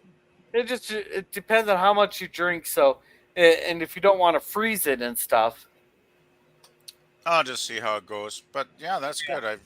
I've got the recipe on here, so I can always come back to the stream and watch it later. So Have a good night, Lemon. If you see if you're heading over to Mikey's there, tell him he's an asshole for streaming over me for me. yeah. If you're going to Mikey Lemon, tell him we're going to be late because we're still halfway through this episode. We're still 5 minutes into the episode. That's it. Oh well. All right, Nothing's so perfect. yeah. Oh, this right here would make a wonderful poster. This right here, just that look and everything. Actually, John Boy looks is kind of spaced out there. No, he's looking like he's even this. No, he has to look on his face like, seriously, he's spewing this bullshit at me, like I'm fucking stupid. Yeah, that too, I guess. That's the look he has on his face. Yeah, John Boy's like, Yeah. really? Yeah. When you do something on your own, that's your business. But when I see you do it, then that makes me a part of it. Well, how do you figure that? I talk to Because somebody. he's not a moron or a liar. That's how he figures that. Yeah. And I like how they just get close and just do eye contact. But it's too bad they did the over the shoulder with Yancy on this. Mentioning you, and he says that when a person sees somebody else committing a crime, if he doesn't say anything about it, then technically he's guilty too. It's just a technicality. Well, the law is a peculiar thing. And I've been worrying about it. I worried about it last night and this morning, and I worried about it on my way to school and my way home from school. Yeah, that is an excellent guilt trip Heath just threw on Yancy right there. But I just love the guilt trip he just put on him. Well, Yancey should feel a bit of guilt because even if he thinks he's stealing for a good purpose to help other people that are impoverished, he's still a thief. I mean, bottom line, right? So, And Scurvy says he will do there, and Jim says night to Scurvy. and Suzanne says it's cheap for me. Cow gives cream and milk, chickens give me eggs. Oh, so you must have a farm there. Yeah, well, that's different than Suzanne. Sense. If I could get the raw ingredients for next to nothing, then it might be a good idea. But Jesus, the cost of milk and cream and eggs in the stores here, I'd go broke. Wait. Here's what you do. You just go to one of the bigger cities there, because I'm pretty sure Canada's being just like California there. You just go one of the bigger cities, grab all the ingredients, and then flip them off on your way out walking out the door. So I spent like 9 hours driving back and forth to Vancouver. Oh, is it 9 hours to Vancouver for you? It's 4.5 hours one way, and then 4.5 hours back the other way. So yeah. Oh, I didn't think you're that far from there. I Oh thought yeah, maybe it's you were good. like 45 minutes from Oh Vancouver. no, it's a long drive and it's through the mountains too. So it's quite a road to drive on. Believe me, it's quite Oh, an adventure. oh, so you're out the boon. You're really out the boonies. So, but I'm in Yeah, the you're interior. I'm in the interior in the Okanagan hell. I'm Valley. closer to Vancouver than you are. You probably yeah, are actually. Yeah. yeah, but But I can be yeah, there in 2 hours. that's Yeah. what they that's what they do out there, down there in Seattle and all that. They'll walk in the door, fill up a garbage bag, and then flip the people off on them walking out the door. Funny enough, they don't do that with groceries at all. Everything Yeah, else, they steal, flip off the clerk, and sometimes assault them. They don't even try that with groceries. they don't even steal. I haven't even seen them stealing groceries, but of course, that play right into the left's narrative right there. But anyhow, You'd think they'd arrange a couple of them just to make it look better. yeah, John, boy, I respect your feelings. I'll tell you what. You forget about last night, and I'll see to it you got nothing to feel guilty about. is that a good deal or not? As Basically, good they'll as say, he's going to get. okay. So now we go on to the next scene here. Yeah, Grandpa apparently woke up late for some reason. Yeah, their grandma tells him he was snoring so damn loud. Then Yeah, that's pretty everybody funny. says they're good morning. I like this part how they're all saying good morning to Grandpa. I thought that was a lot of fun. Then they Actually. said, "How about you all say it at once so we can eat, so Grandpa can eat his dinner?" Exactly. Yeah, that was good. And I Then was they just tell them to go thinking. play. I was just Oh, thinking, go ahead. watching this scene with the whole family around the table. I was thinking, how many bloody kids do they have? It's like what, 7 kids or something? Yeah, there's 7 of them. So I'm thinking, man, like Olivia must have spent like half her life, if not 2/3 of her life, preggers, right? It's like, Hey, man, that's a lot of kids, you know. can't help it if John had some potent seed there. Well, I guess there was no birth control back in the Depression era, so that kind of explains it, I guess. Yeah, there's birth control. There's birth control. Back in And it the was real cheap too. 20s? It was free. It was free. There was free birth control back in the 30s. It's Really? called keep your pecker in your pants. Yeah, well, obviously John and Olivia didn't follow that advice. I think they were too romantic to follow that gorilla. So, but man, Olivia must have she must have been like knocked up, 80% of the time. Well, Strong since she was woman, 20. No, that's what you had to do back then. strong woman, strong woman. Hey, you had lots of Good, kids and strong woman. hopefully, yeah, lots of kids and hopefully one of them was successful to support you later on in life. Well, that's another thing. Back then, there was It's no. more like hopefully one or two of them survive to adulthood. Well, that's the thing. Back then, I guess there was no such thing as a pension, so you needed a larger family to support you in your elder years, right?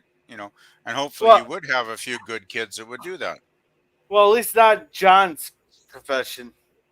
All right, Suzanne says, "LOL, with the size of my boy, it helps. He only is 14 years old and already 6'4", 320."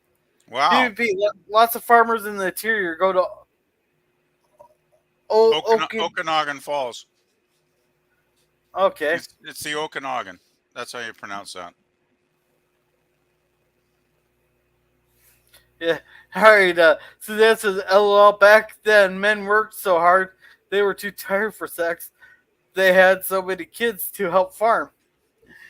Yeah, that's what it goes. "Honey, I'm too tired. If you want some, you do the work." Okay, I'm a little puzzled by Suzanne's comment there. They were too tired for sex, but they had a lot of kids to help out on the farm. So they must not have been that tired because they still had some sex, obviously. No, they made the wife do all the work. Yeah, but I mean, if they were having all those kids, somebody had to have the sex with the wife, right? So I always have kind of wondered about, was it the youngest one, Elizabeth or whatever her name is? Yeah. Because she's like a redhead, right? I think. And I'm thinking, well, most of them are like, blondish, brunette. And then we got the redhead youngster, and I'm like, okay, was the mailman there that day when John wasn't around? Okay, it was one time, and with the passerby needing food. It was just one time, and John was away at the sawmill, 50 miles away. I'm sorry. I was always Well, kind it had of been a wondered couple about of times. There's a couple of gingers amongst them. that. Oh boy. It's the Marchant family in OK Falls has cows. Yeah, okay, Falls will be a little ways away from here. I'm thinking maybe a couple hours. It's kind of south of us, I think. Best comment here right now, and she goes, "Daddy was a two-stroke." Two-stroke joke. Oh my goodness. And and back then he couldn't divorce. He could divorce him for that, but he provided for the family. So, all right. Oh boy. I gotta say, that does look like a tasty breakfast they're having there, though. Yeah, she's asking you to dox yourself. Oh, I'm in Kelowna, Suzanne. Okay. That'll probably make some sense to her, hopefully. All right, so let's get on. Yeah, apparently, they want them to clean their rooms, and then out behind the barn there's 6-foot weeds to go pull. Get to work, kids. Then John Boy was gonna go do something, but said there'll be plenty of work when he gets back. So I can't remember what John Boy is gonna. Okay, so John Boy's gone to Ike's. Oh, right here. Oh yeah, this is a good scene. What? Get here. Oh, He's going to get the package. Ike is all excited. yeah, look how. Yeah, Ike Yeah, is thinking John Boy's gonna write his life story or something, right? That's pretty funny. Yeah. So what's that? Well, you said you wanted to know all about me, and so I got all these things together so you could study. Oh, he got that together awfully damn fast. Well, it's Yeah, easy well, when he had all that stuff in a chest right next to his bed. Yeah, he probably that had it you? all together anyway beforehand, but This picture here had to have been made with some of the first cameras. must have been. Because Yeah. Ike's no Ike ain't that old. Ike's No, he's in maybe 35 or 40. Yeah, but the first camera was like 1890, wasn't it? That's probably when it would have been Yeah, taken. a I'm little guessing bit late earlier than- 1800s, right? Because For Ike, that would have been around 1900. Well, this is what 1930. 34. Oh, So shoot. The Ike first, was 34. born So no, in it around would have been like 97. it would have been like 1890 if he's 45 years old. yeah. Oh, crap. And the first camera was 1816. So, oh, yeah, they had pictures from the Civil War. So, Hey, yeah, that's how that's played. I got pictures. My grandparents were the last generation of Victorians. They were born like in the 1890s, and yeah, there's pictures of them. So the cameras were around back in those days for sure. Yeah, I forgot that they had cameras during the Civil War even. But yeah. there's a picture going around that shows this was the first camera ever built and all that. And it's like, and we gotta look like if that's the first camera ever built, who took the damn picture? Space aliens. And Stan has family over in Kelowna and Summerland. Kelowna, cool. Wow, that's neat, Suzanne. All right, so back to the episode here. I'll be back in a minute. I just got My to mother turn. took that. I got to turn my light on because it's getting dark in here, and I'm sitting in the dark. Be back in a few minutes, guys. Oh, you don't like the darkness? Oh, that's okay, but I think I'd rather have the light on instead of staring at my bright computer screen. Hurting my eyes here. So back in a minute. Yeah.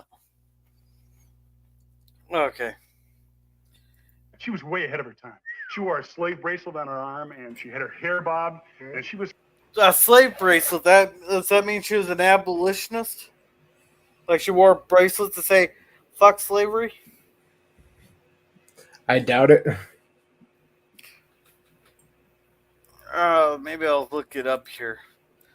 Cause I was wondering about that the whole time. The whole time.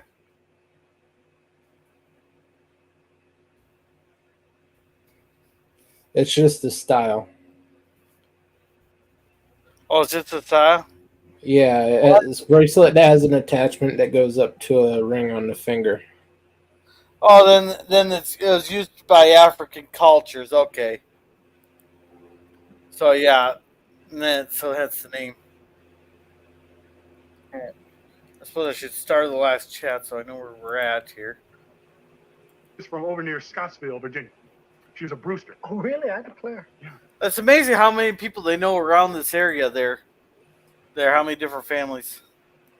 And then look right here. Here's my high school annual. Yeah. And here's my manual for my motorcycle. You know. Like, Yeah, he doesn't care about the manual for the motorcycle. And then wait a second. Where is this? Oh no. There's my honorable discharge from the Army of the United States. Oh, so that gives you a timeline because I think Ike and John both served together in World War I in France. But I don't think we learned that. They're both in the war. I'm not sure if they served together. Yeah, but they both served in France. They both served in France there. We know that for a fact because we had that the episode in season 1 there with that one guy coming back. He was telling all these stories when really he was depressed. Yeah.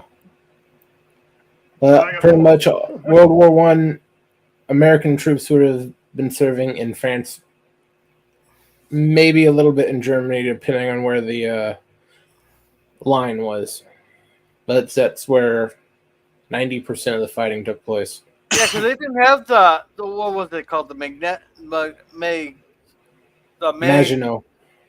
line there, and it's kind of funny they built I think they built the Maginot line after World War One there to stop Germany from invading France and all that. So they built this big old long line, but they didn't go all the way to the coast. They stopped at the Ardennes because they didn't think that they could ever get through that forest. And how did they get? Which way did the Germans come from? Are you talking about the trenches along the French border? Well, he just showed him his discharge papers from the United States Army there. Right. We got to talk about how John and Ike both served in World War One there in France. Right. And we got to talk about the Maginot Line. Okay. One of my grandfathers actually served in France, probably on that line in the trenches, and it must have been hell on earth to be there fighting that war, because I can imagine how nasty it would have been in the trenches. I had an Uncle Benny in World War II that served in North Africa. Wow, that must have been interesting. And one was at Pearl. Wow. That's cool, Gorilla. Yeah, so get this. I actually had a neighbor he's probably long deceased now, but maybe 20 years ago. I had a next door neighbor that he was actually a German, and he actually served, I guess, in the German military in North Africa, and he was a really nice guy, and I guess he was probably just one of the average troops. Like, I don't think he was a particularly evil guy or anything. He was just probably the regular soldier that got drafted, so to speak, right? He would have had to be. Yeah, he was a nice guy. Like, and I remember one time he started talking about being in the army in North Africa back then, and the one thing I remember him talking about was how bloody hot it was, like the heat in North Africa, and you're trying to fight in that kind of heat, and I was just like, that must have been really horrific, to be honest. Like, we can't imagine having to go through that kind of stuff these days, most of us. Like, wow. Well, we still look how many of them.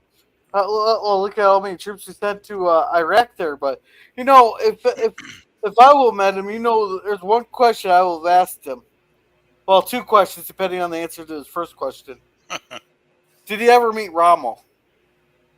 I don't remember. I probably never asked him, but he probably didn't, because I imagine there were many thousands of German soldiers, and probably very few of them that got to meet the upper elite, right? Even in North Africa.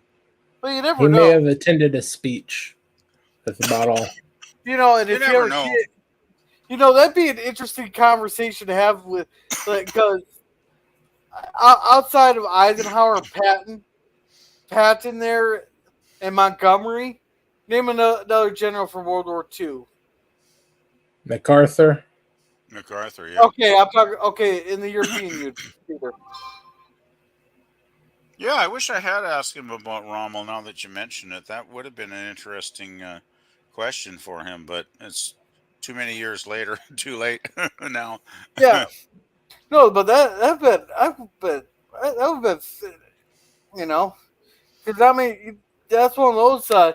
You don't get those chances every day. It might have been hard for him to talk about it, but No, that's that's the problem, an right? interesting conversation. When you have those chances when you're younger, you just kind of don't realize at the time the opportunity that's there, and then you just kind of miss the chance because you're just kind of younger and kind of dumb. So Yeah, it doesn't come into your mind when you're just chatting with somebody, right? So yeah. it's like, And yeah, yeah. it says Africa Corps. Cool. They said Patton. Okay, who Oh, is Patton, Bradley? yeah, I don't know Patton. Bradley. The guy they And I, named the Bradley fighting vehicle after. yeah, I know the Bradley tanks and all that, but I don't remember him as a general and all that. I All I believe he remember, was a colonel. I oh, was imagine it? there must have been Canadian generals as well, but for the life of me, I can't think of any names that come to mind. But Well, I'm sure they would have well, been over there. It doesn't Montgomery. matter. You're subservient to. You're part of the Commonwealth forces, The so you would have Empire. been. Yeah, you would have been subservient to the British chain of command. Yeah, Actually, you will actually, bet. no. I think the Canadian troops did have separate operations. Like during D-Day, we had landed on Juno Beach, and the Brits landed on a different beach. I can't remember the name offhand. So Well, that's because you guys are. our troops This, were doing separate operations then. So actually, World War II was when Canada, I think, finally became an actual nation in its own right, because our military was quite small before the war, but it increased vastly. Like our navy and our ground troops increased a yeah, lot, and we actually became a pretty formidable force during World War II. Because on D-Day, I believe it was the Canadians on Juno Beach that pushed the furthest in to the German through the German lines that first day. I think we got in about 20-25 miles past the Nazi lines, and yeah, I think we had some very valiant fighters, yeah. and there were some very, very, high quality soldiers in the Canadian troops. Yeah. Well, that's because you guys are probably getting tired of being the king's cannon fodder. Yeah, basically, I think Canada did come into its own there when we finally took on our own national identity.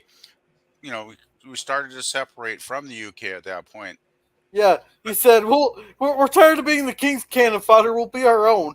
Well, I think it was like the Australians too, right? They were kind of in the same boat, and I think they started to kind of have their own pride, in their own national identity during the war as well. Because I know the Australians had some horrific losses during World War II, if I remember correctly. Yeah. And he says Bradley was above Patton in France, but below him in Africa. So Bradley must have replaced him after Patton slapped those two soldiers, and Eisenhower pretty much sidelined it until it came back, and told him, "Here, you go babysit these inflatables." They're not. What was it? Operation Fortitude, I think it was. That they put all those inflatables across from Calais. Did they really? I Oh yeah, yeah. I think it was forgot That about was Operation. that. the main thing why D-Day worked. Yeah, because The Hitler Nazis had it. moved 40% of their stuff north. Yeah. See, what happened is Uncle Adolf there had it in his mind that they're going to pick the narrowest point in the channel across from, which would have been Calais, France, and I can't remember what part of Britain there. He had it solely in his mind, and once he made up his mind, he couldn't change it. That's why no one even bothered. That's why there were so many attempts on him. But anyhow, they had that intelligence, so they used it to their advantage, and they built all these inflatable tanks. They had inflatable car jeeps. There, they built wooden barracks and everything. There, they stationed Wow. Pat there with a bunch of cardboard cutouts of troops. while they were massing their forces across Normandy. That's wild. So basically, he's babysitting a bunch of cardboard cutouts and inflatables there. But they realized they needed it back, so once they actually got the foothold in France there, they reinstated him. Interesting. And he was there to sell it. Yeah. And the fact that they had a war hero from the campaign against mainly the Italians, that's what sold it. And also, the little mustache man wouldn't believe that they sidelined their best general over just because he slapped 2 soldiers.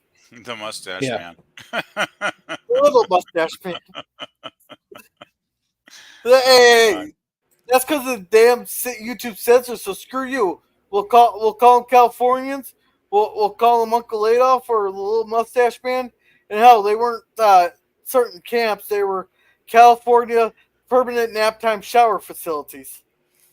Permanent nap time, yeah, that's about it.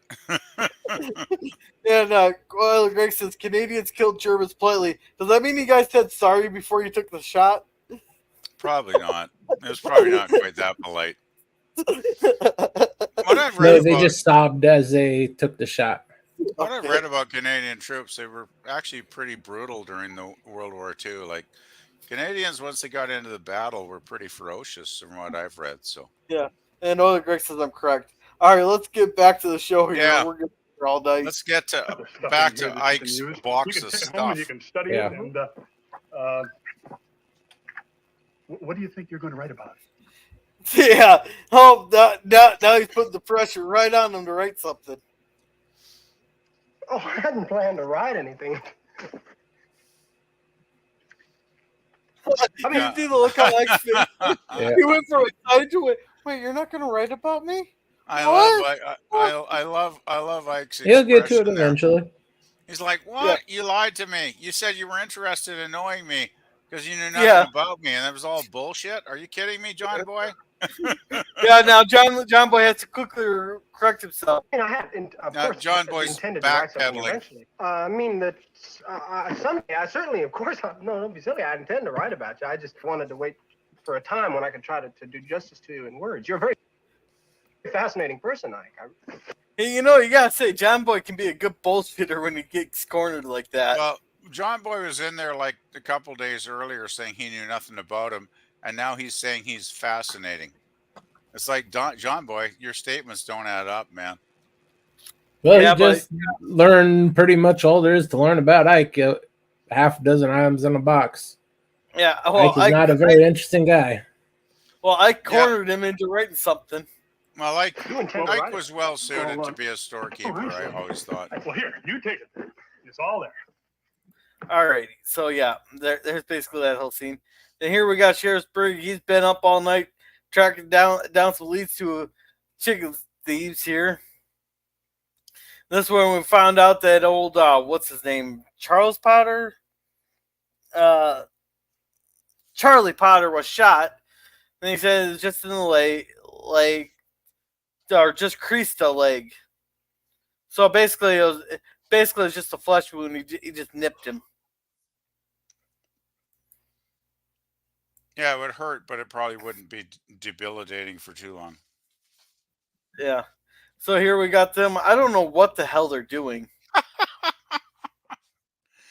I think you have the older brother torturing the younger brother, perhaps. Yeah, but how do you even get them talk them into doing that if they weren't planning on doing something? Well, because he's the younger brother and he's gullible, perhaps. He's like, okay, I'll go along with that. And then he's like 10 feet up in the air. He's like, oh, crap. Here he tells him to go. He's getting them to the shingles. Yeah. And here he tells him, take care of Blue. He goes, I don't ever say so. Apparently, he's been asking Jason to do a bunch of stuff here. Then he goes, take this up to my room, and give that to Mama and stuff. Then he's like, oh, fine. I was kidding. All right. So. Jason! Mama, let me down! Oh, call for Mama. But I want to play the one scene with, in the fold with John Boy, and John. All right, here we go. Daddy? What is it, son? Charlie Potter got shot in the leg last night by a chicken thief. Yeah, and that's not something you hear every day. Someone getting shot in the backwoods like that. I wonder what the purpose of this fence is. Because if it's to keep anything in, they just jump over that mound. Unless it's to keep them out. I suppose it's to keep him out. God. Yeah, and the truth is, I think I know who did it. All right, so there's all there was to that scene, I guess. Oh wait, Well, there's this. John Boy finally tells Pa what it's all about and what he saw and all that stuff. So Yeah. So here Olivia gets her package. There. And, oh, I want to show the. it's actually a box full of fabrics, not Yeah.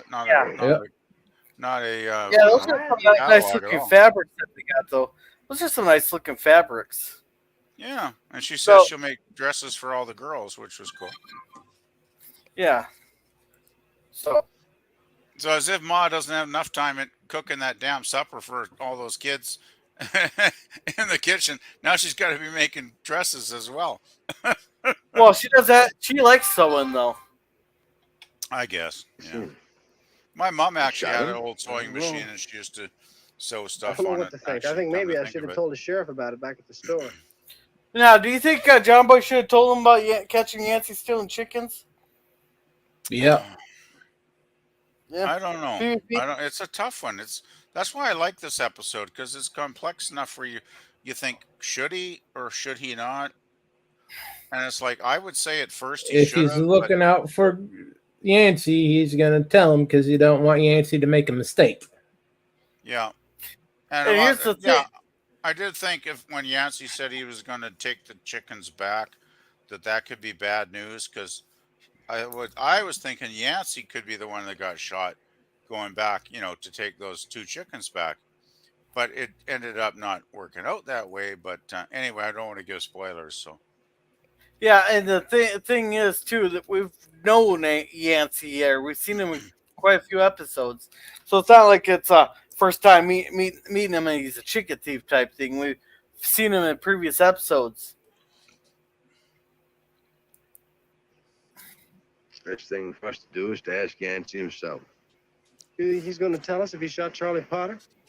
He might tiptoe around the law once in a while, but he's not about to go shooting people. Yeah, and that's what you get in these small towns. Do we take care of our own? They're going to deal with it on their own there, or not sit there and have to go report. You pull the truck around, I'll tell your mom we'll be back in a bit. Okay, that's pretty much the whole scene. So they go around. They first stop at Yancy's house. He's not home. Right here. Mama? Uh-huh. I gotta talk to you. Go ahead. Now, can you listen and pay attention to what you're doing at the same time? On a sewing machine that old? I think she stops shortly after this, and actually. Okay, because modern day ones you could probably do because they got guides and everything. But yeah, those old machines. So my mother had an old Singer, like years old, And? probably from the 40s or 50s, and it was a great machine. She sewed all kinds of stuff on it, but you'd have to really be paying attention, because you wouldn't want to put your finger in the wrong spot and get the needle through it, right? So yeah. Oh yeah, because they didn't have the safety stops on them like they do now. Exactly. Yeah, you had to pay attention to what you were doing. Yeah. But then she stops here and she addresses Ben directly anyway. I want you to read it. Liberty Magazine.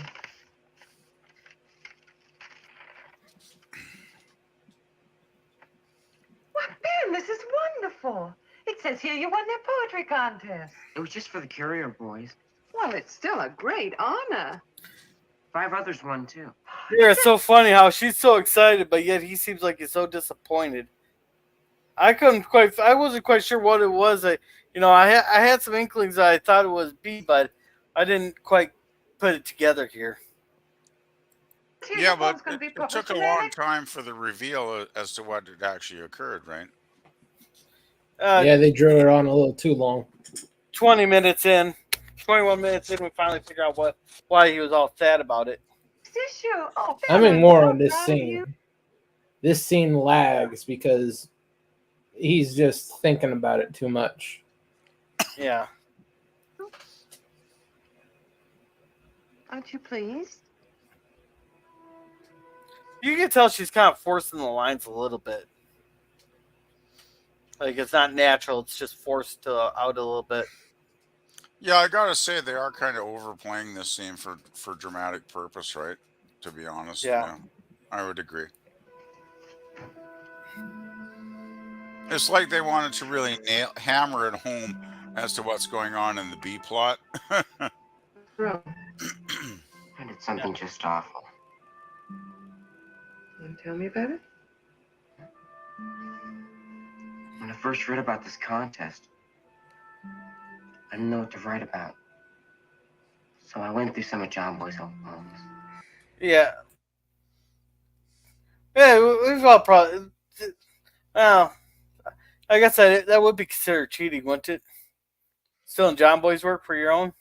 Well, if he'd taken it word for word, it would have been plagiarism. Yeah. But we find out later, though, that wasn't the case. Yeah, but what he did is in no way, shape, or form stealing John Boy's work.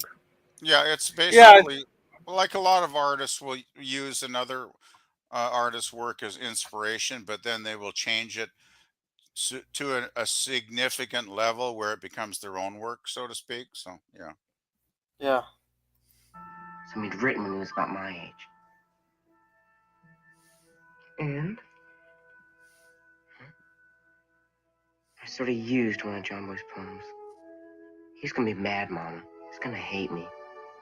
No, that would totally be out of John Boy's character. Like, he'd be disappointed, but he wouldn't hate him. Yeah, I agree. He'd be disappointed. He's not going to hate you no matter what you've done. Yeah, he could shoot. He could go shoot someone down on Fifth Avenue, and people would still love him. Oh wait, PvP, you might not recognize that reference. I probably don't actually. Trump was giving a speech back in like 2016, 17. He said, yeah. I could go down on Fifth Avenue and shoot someone and the people would still love me. Blah, blah, blah. Yeah, that's probably sadly true, actually. Well, we're not that much of fanatics, but like we can see through all the bullshit that's going through nowadays. Not right now, but shooting someone on Fifth Avenue, that's a little bit pushing it for most people's taste. Yeah, there might be a lot of bullshit going for a long time. Like we can put up with a lot of bullshit, but even that's a little too far. Except for maybe like 5% of the people. I guess. Well, it really depends on who he shot too. Yeah, there's De Blasio. No one would bat an eye. Yeah. I suppose that's true about it. Anyhow, let's not make the YouTube censors perk up. Yeah, let's get through this episode because you ought to talk to him about it. We're an hour and 42 minutes into this now, basically. Yeah. Not going to feel right until you do. But what will I say to him? Why don't you just tell him the truth? And right there, that's the theme of the episode. Tell the truth. That's always a good idea. Saves you a lot of grief if you're just honest. Okay, Mom. That just saves you a lot. It saves you a lot of hassle trying to remember. Well, we'll be breezing through these scenes now because he's going there, stopping. They talk to this guy, asking Yancy no, and that's when we're learning that Yancy gave him 4 chickens, and then he gave 2 to the other family. Blah blah blah. Yancy's a good fellow. She'd seen him, and Yancy gave her a couple dozen eggs. Now he's going around giving these people all these chickens and eggs and stuff. But how much does he pocket for himself? That's the question. Only how much he needed. Well, my question is, how can he be spending all these hours every week stealing stuff and giving it to all these other folks? And what is he doing to survive himself? Like, does he have is he independently wealthy? Does he have like a manservant that cooks his meals for him? It's like, it seems a bit odd, really. Well, he does odd jobs where Well, people who work with the Baldwin sisters. Yeah. He's a carrier, but he doesn't. Yeah, but when you don't have a job, it's amazing how much time you have to do stuff. I suppose that's true. Yeah. Yeah, they just can't find him, And he said half a day and half a tank's all I can spare. I thought half a tank, that's like 5 miles for them in those trucks. They And actually got looky very here. good gas mileage on those. Oh, you did? They did? They weighed quite a bit less. Yeah, I suppose they didn't have all that fancy equipment in them. Yeah, here you find out Nancy. He goes, Yancy, on work with you on the porch. They're like, what he's eating now. They could tell. Yeah. Olivia could tell something was wrong, and Susie said, on the porch, like, what did Yancy do? Oh, she figured out. Fill her in later. Yeah, Pa's getting pretty serious when he wants to take you out on the porch. Yeah. So he takes him out here. You all morning. You have? I got up at the crack of dawn and went hunting. Didn't see nothing but one lonesome old squirrel and I missed him, so I quit. Got by here for some of Livy's good cooking. Why were you looking for me? It's about last night. What about? Oh, here we thought we'd get everything cleared up, but We was wondering, Yancy, if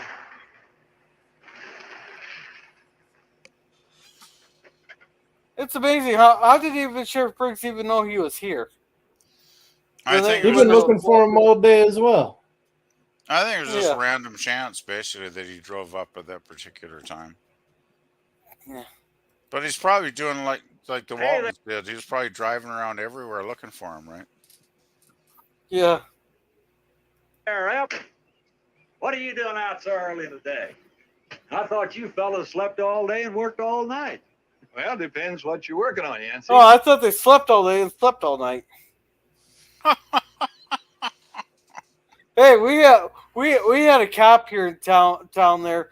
We had a little bit of a gap in between the elevators there because we had pretty much like an 8 silo elevators here for all the corn storage for the fall there. And he pulled way back in there up by the silos there. He'd set his radar to 2, and he'd take a nap so that way if anybody pulled off, his radar would start beeping to wake him up in case anybody pulled up to come talk to him. They just sat there and took a nap for like 3 hours. Sounds like a great job. Oh, that's down the biggest thing is the biggest problem we got in this town is the cop will get a call going, that jerk bastard just started yelling at me.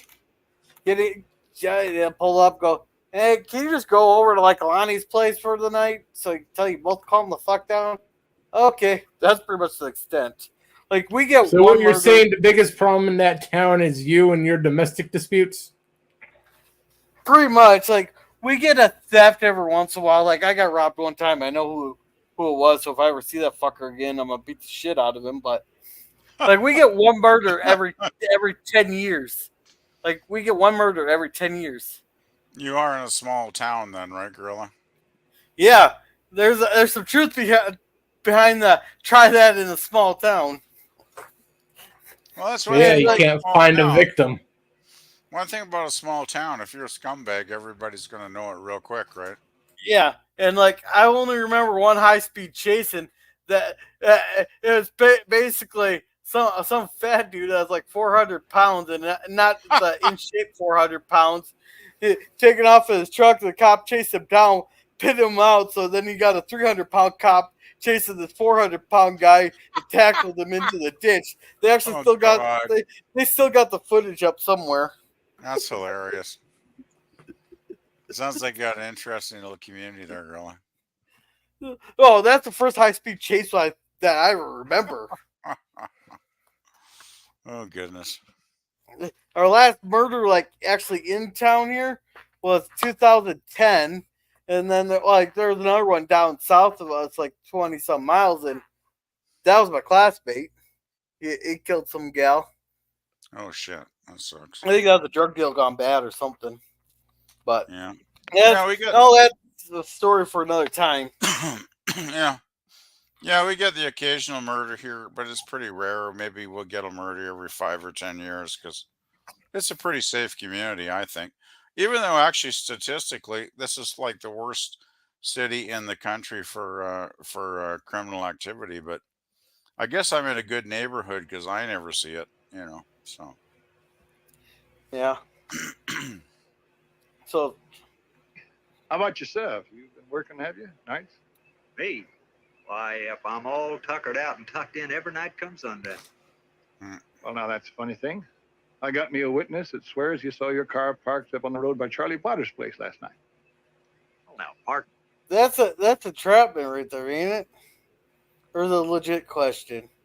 But you can tell It's that legit because Yancy, he's not lying. yeah, and Yancy here is you can tell he's just trying to bullshit his way through, but he's not doing a good job. Parking your car isn't exactly a crime, is it, Sheriff? Nope. Shooting a man is.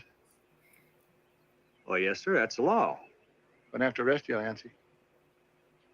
Oh, come on, Ep. No joke, Yancy.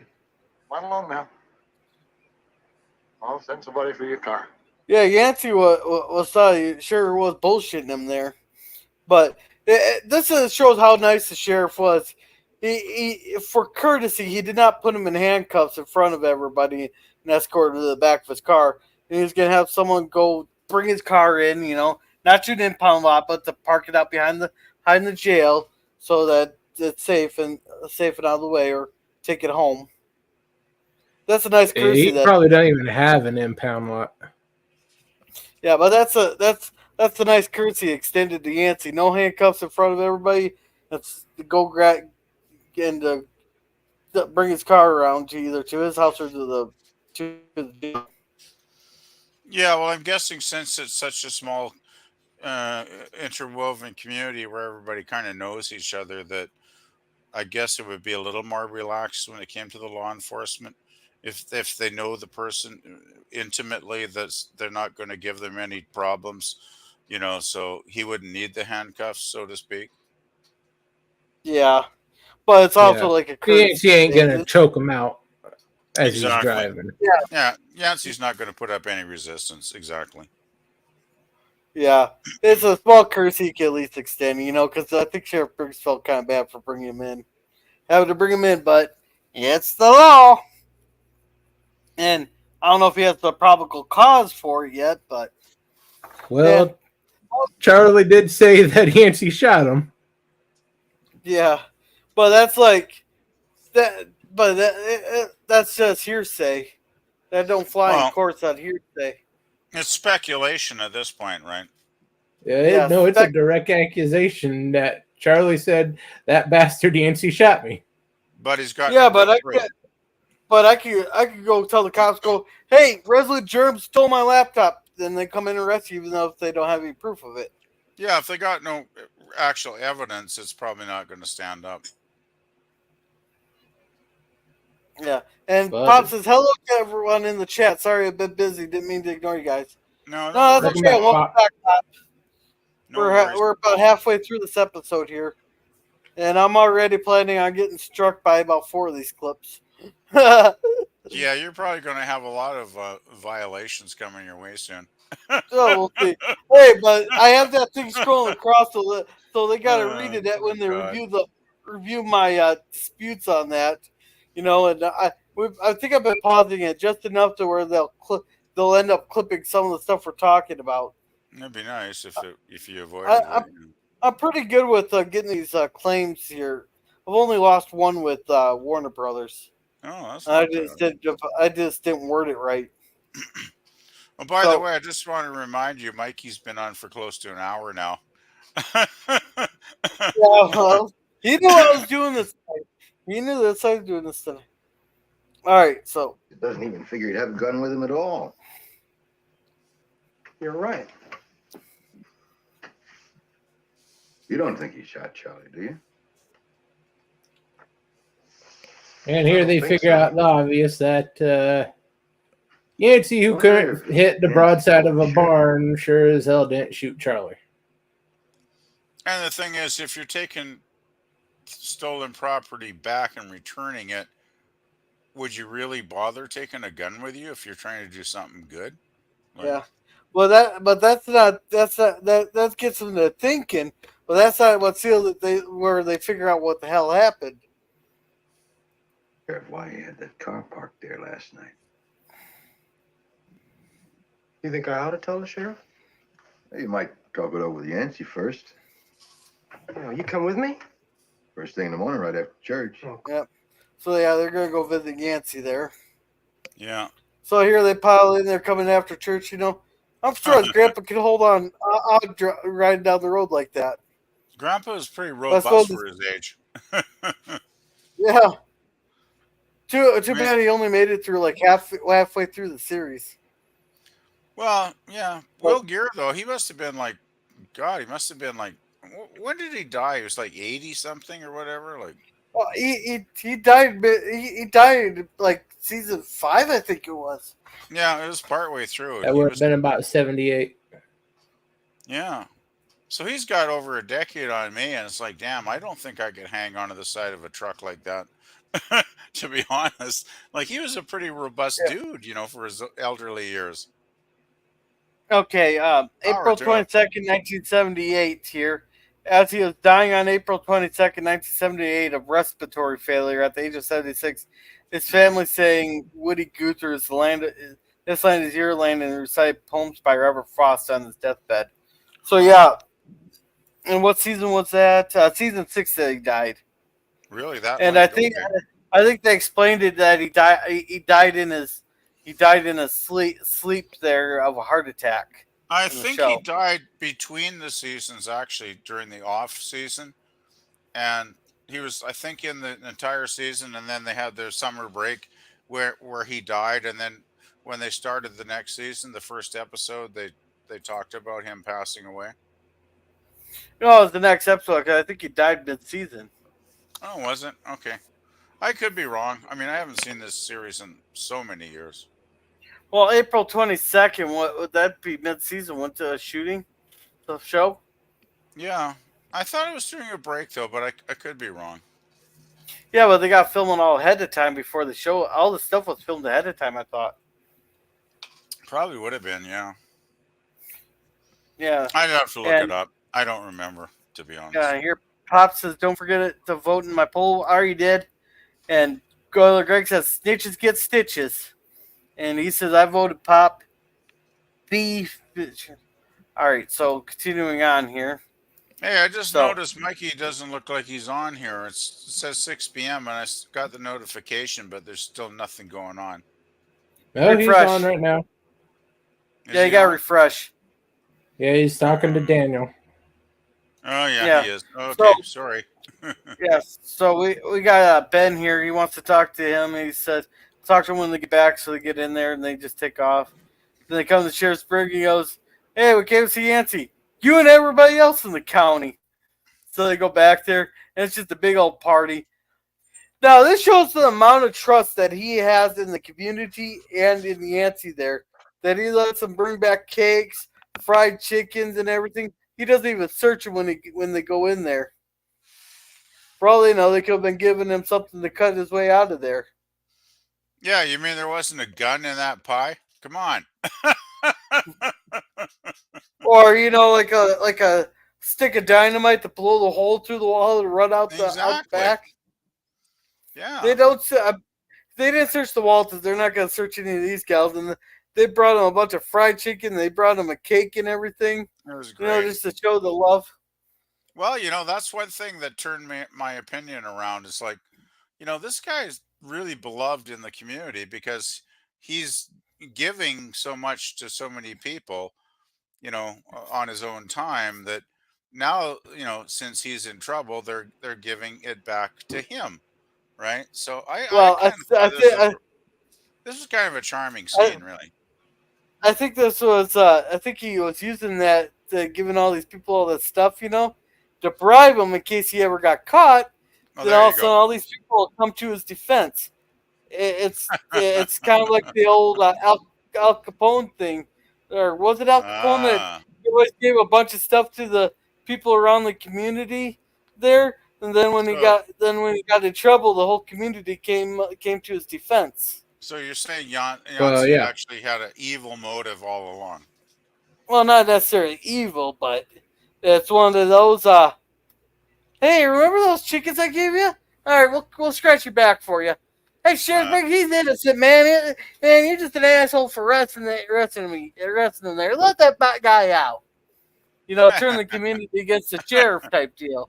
Because this Yeah. small community, you don't lock someone up, and unless you know for a fact that they're absolutely guilty, because all of a sudden, oh, maybe Ike Godsey won't sell you anything. He won't let you play pool in his pool hall there, or he might not sell you some sodas, Or he wants to go down to the old cafe.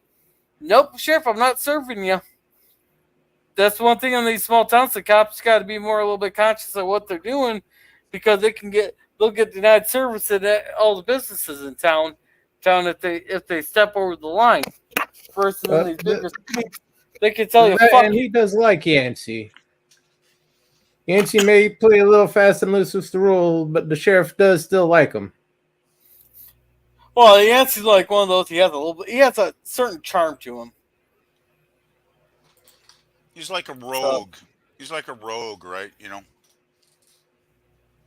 He's like maybe a little Yeah, outside convention, but he's still likable. yeah. And here he says he won't go hungry because he has all the good friends and stuff. And he just tells them, just don't say nothing about the chicken about it. He doesn't have any evidence on me. He'll let me out. But if you go and tell him, then he got to be chicken thieving. And he'll throw you back in life. I was like, nah, he'd probably get a fine at maybe 3 months, depending on Yeah, how the mood of the judge. yeah, it'd probably be pretty minor. And as he says, he's quite comfortable there with his bunk and his food. So Yeah. He might get 30 days. yeah, I think it'd be a pretty Yeah, minor offense, really. yeah, because it's not like he has a huge record. Because nobody even knows what the hell he's doing, hell he does, except that except like that they got an accusation of him bootlegging one time. But that's all we know for sure. That wasn't in. That was off in Charlottesville, not here. Yeah, and Pop says, "Hey, out over there, Greg," and says, "Thank you." So yeah, so basically, yeah, she's gonna bring him some black-eyed pea soup tomorrow from the cafe. Oh, then she gave him a big old kiss on the lips. Yeah, I was thinking, damn, he could get some there. Yeah. Yeah, apparently he's been in worse places. At least here you got a warm bunk. There you go. Yeah, they apparently can't keep him more than a couple days. Yeah, Okay, now they're without talking on the evidence. radio. Yeah, without any evidence, I don't think it would stick too long. Yeah, and here John Boy's gonna go change out of his good clothes. So Ben looks at the stairs. His mom. This was real nice right here. Oh, we missed it. I'll be down in a minute, honey. I gotta get these good clothes off first. It's he was looking at it, and she just gives him the on the shoulder. Go. Now's the time to tell him. Go tell John Boy what you did. Yeah, I like how Olivia gives him that little nudge on the shoulder, right? Well, she gave him the reassuring. Go tell John Boy everything will be fine. A fine hand on the shoulder. It was Right. everything will be fine. Just go tell him. Everything will be fine. It's a reassurance hand gesture. Yeah, it was a really lovely little moment, which is another reason I think this is such a great show, because it has lots of little moments like that. Yeah, and right here was one of my favorite scenes in the episode so far. Yeah, sure.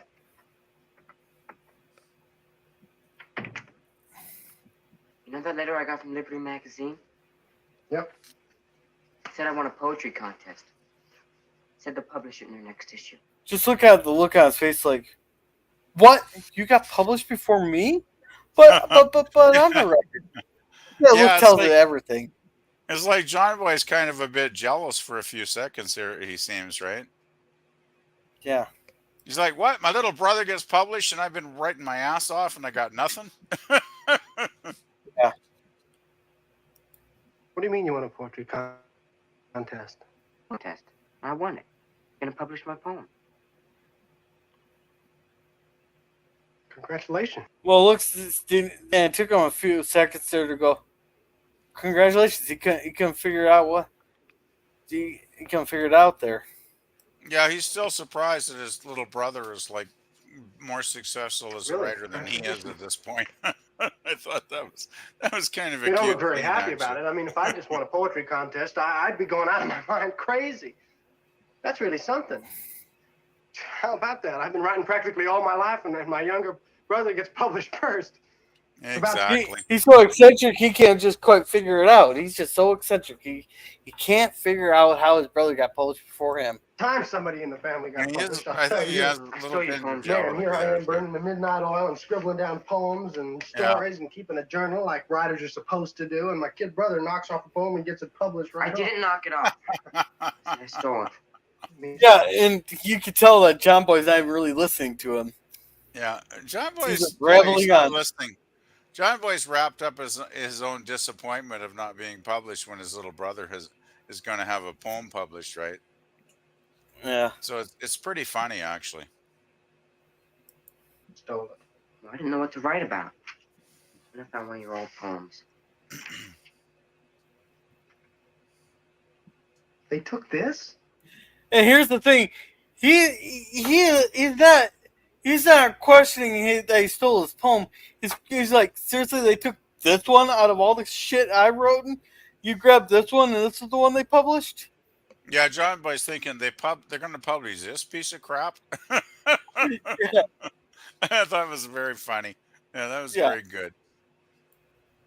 I wrote this years ago. You mean they're going to publish this thing? Well, not exactly. But, well, see for yourself. Here's the one that I wrote.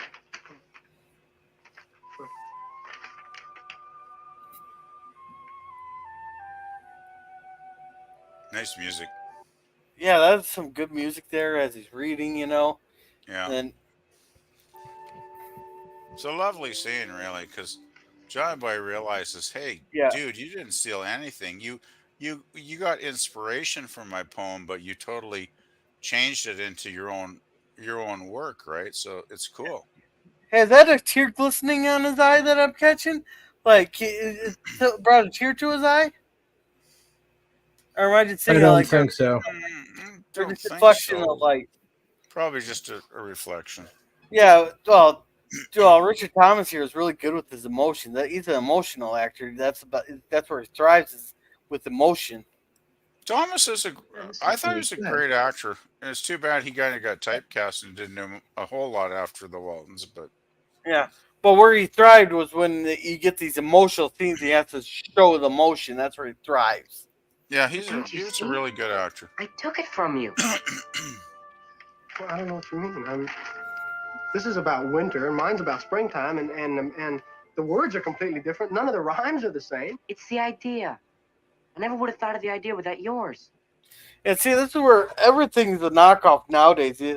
Like, how many times have we pointed at shows, or especially during our Lost in Space streams, you know, we're doing shows of like, yeah, this might have been innovative at the time, but I've seen it so many times since then, you know, similar things.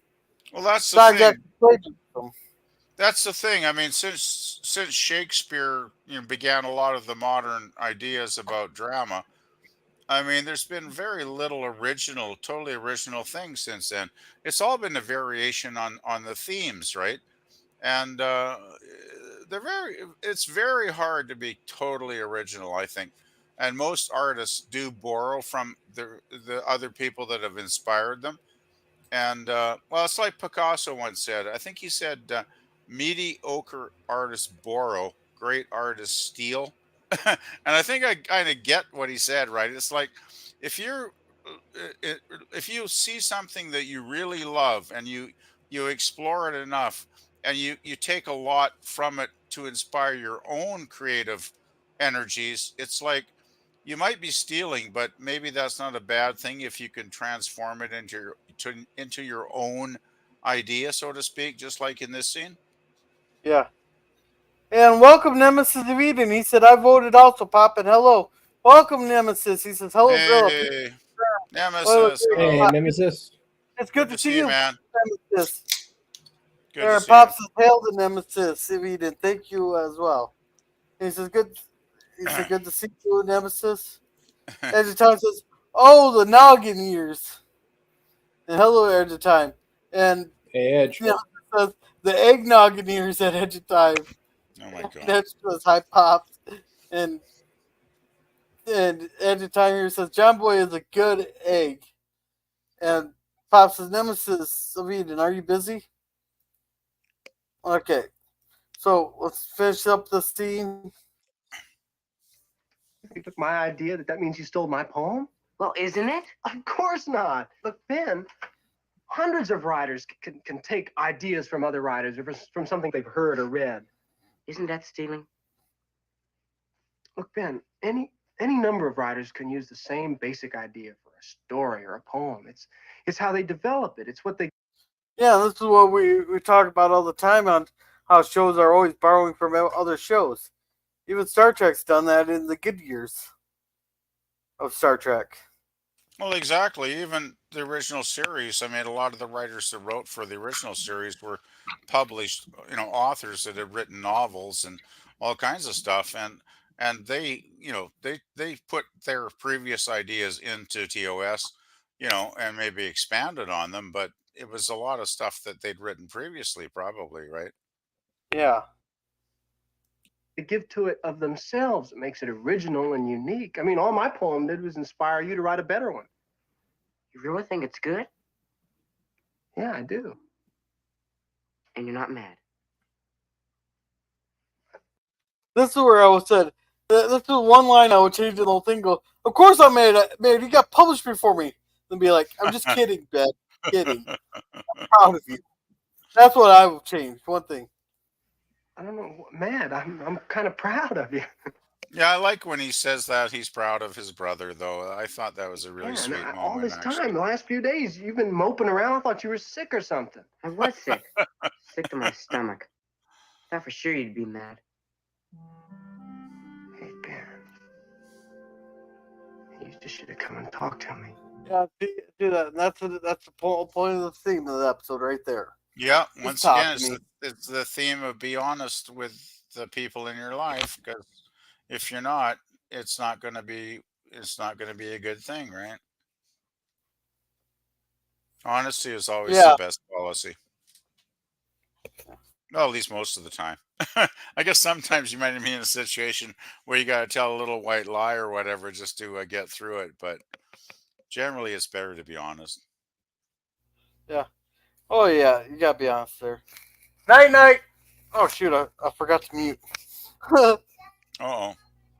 Yeah, it's bedtime in this household. Oh, we better hurry up. I gotta be up at 4 o'clock in the morning. Yeah, it's getting on. We've been going for like over 2 hours now, man. Consecutive episode. Guess I should have. It is a good episode, though. Yeah, definitely worthwhile. You know, John Boy, just like what Mama said, when you're honest, you can just about clear up anything. And right there, that's where it gives John Boy the idea. All right, so yep, that's pretty much that whole scene. So he goes on to the Charlie Potter's there. He walks in there. He tells him what he knows there, and Charlie's there. He's like, I know Nancy did it. There's no proof he did not shoot me.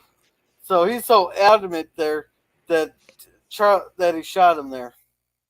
Yeah, this is a really, really great this is a ending good to thing, the but episode. I'm gonna breeze past this because I'm gonna save it for when it's about 5 minutes down the road here. Yeah, this is really good. This whole sequence. Yeah, he just rehashes it there, talk about it. It talks about a cockable story. And John Boy's adamant it wasn't Yancy. John Boy knows exactly what happens there. Well, the thing is, And what I love is shortly after this, John Walton Sr. walks into the room, right? Yeah. Oh, shoot, we And got a bunch of... That's when it all comes together at the end of the episode for me. Okay. And Nemesis here is not super busy, Pop. Pop says, wondering if I could talk to you a few minutes. Your time to talk to you about our stream. He goes, of course, whenever you're ready, Pop. It says, yep, there. Sounds good. And then Ed says, do you have a moment to discuss our Lord and Savior, Big Chungus? All right. So, so he volunteers to do his chores there. So he's feeding the chickens there. And this is kind of funny. This guy shows up, drops off 2 chickens. Hey, I just found them down the road. I figured they belonged here. Now Yeah, he's this is feeding good. the horse. And then he sees her drop off, and she just gives him the whole finger over the mouth there, and smiles, and she skips off. And the whole time Charlie Potter's watching him. And then he's milking the horse there. Milking the And cow. then this guy comes and drops off a couple. He's not milking What a did I horse. say? Oh, it might taste a little bit different. That might taste a little weird. Once again, Richard Thomas is a talented guy because he actually knows how to bloody milk a cow. Like I wouldn't have the first clue how to milk a bloody cow, you know. Well, you know the funniest thing I ever seen was someone posted on there go, why on these cartons of milk is it always or cartons of yogurt? It's always the name of a female cow. They're talking about how sexy it was. And so the first guy was, I'm pretty sure the milk from a bull would taste way different. Yeah, I wouldn't want to drink that. I'll tell you right now. Me neither. But so they're flashing through the different chores here, and each time we see a different person that we've seen earlier in the episode come and drop a chicken off, and the whole time Charlie's watching them, and he has 38 chickens out there, and he's like, I never had more than 30 in my whole time. But he couldn't believe how fast he got through the chores. He's chicken rich now. Yeah. Oh, then here's what are you doing here? How's it going, Charlie? How does it look like it's going? Yeah. Sorry to hear about your trouble. It could have been worse. He could have got me through the old ticker. He's still sticking through the story there. John knows that his whole story's full of shit. Yeah, I love how John Sr. has totally figured it out. He's thought it through, and he's like, I know what happened, and I'm going to go and confront him. And this is a great scene. Yeah. Well, he knew the second they said that Yancy shot him because he knows Yancy, and Yancy couldn't hit the Statue of Liberty at point blank range. Well, he knows Charlie too because they go hunting together all the time. This is one of those areas you know everybody very well, and he figured it out just very simply here. Back, Charlie. You're lucky though. It was a 22 got you instead of a shotgun. Shotgun could have blown off your whole leg. How'd you know it was a 22? Well, I run into Doc Vance. He told me. Would that break doctor-patient confidentiality? Or was that not a thing back then? Probably not back then. But that's it was a thing back then. It's just that everyone knows John, and John has a good reason to want to know things, so they're liable to tell him. That's why I'm saying. That's why I think, though, that John hadn't figured it out earlier on until he talked to the doctor, and he got the specifications on what kind of gunshot wound it was. And once he got the specifics of the gunshot wound, he realized that did not match up with any gun that Yancy owned, and therefore he started to put the pieces together and realized that, what happened had happened. I don't want to spoil it. I think he knew what happened. He just didn't have the proof of it until he talked to Dr. Vance. Exactly. Yeah. I think he was speculating, but once he had the actual facts, then he knew pretty much what had actually occurred. Yeah. Oh. Kind of like very great deduction. It's kind of like a Sherlock Holmes episode. And here he put the smile right on his face. You and me, Charlie, we've done a lot of hunting in our time, haven't we? We've done a lot of tracking. That's a fact. Most folks, I recall, favor shotgun when they go hunting.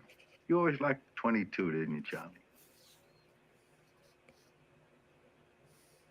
Why would he As a want matter a of fact, 22 to Charlie, go hunting? this Maybe better aim and stuff. But that's kind of funny. He thought they were going to start reminiscing about old times, and all of a sudden he realized that John cornered him perfectly there. Exactly. Yeah, he cornered him. That's perfect way to put it, Gorilla. Yeah, Yeah, he Here's your basically favorite rifle. trapped him right in there. yeah. In this 22. That's right. Uh-huh. It's a funny thing. Now, Yancy, all he owns is a 30-30. And he got that, oh shit. I It's like, busted. oh, damn, I'm busted now. No, we're past damn. We're at the oh shit. I busted. Yeah, okay. Oh, shit. Okay. Yeah. That's a great look on his face there, though, isn't it? It's great. That is poster worthy for the show. That is poster worthy. You could almost do a thumbnail of that one. Yeah, and it's like, yeah, because and Sheriff Briggs should have known that everybody here knows whatever guns they had. Heck, back these days, there, or at least back when my dad was in high school and all that, they'd have their rifles in the back, and the principal would come over and they'd start comparing rifles that they have in their gun racks in the backs of the trucks. So everybody the knows. sheriff likely knew. I'm betting the sheriff knew, and like Yancy, he just wanted to ride out the 2 days so he can cut Yancy loose and everything be done. Act like he's doing his job. Yeah, act like he's doing the job. Charlie there can't complain about anything, and everything goes back to the way it was. Yeah, Nancy probably deserved a couple days for something. Sheriff figures he just didn't know what to charge him with. Yeah.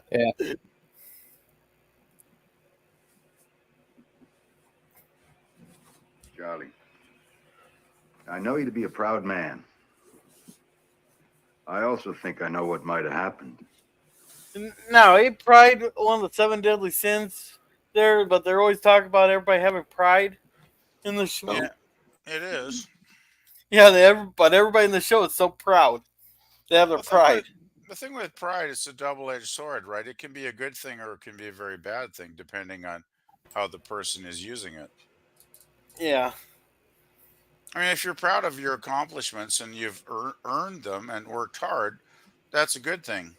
But if you're, proud of something that isn't so good, then, like in this case, then that's not a good thing. Yeah. And it's called an ash can, John Boy. It's like a garbage can, right? Yeah. Well, it's like an ashtray. No, an ash can was like a garbage can, Gorilla, back in the day. It was like made out of metal. It was like made out of tin or something, and it was same thing as a plastic garbage bin, basically. Okay.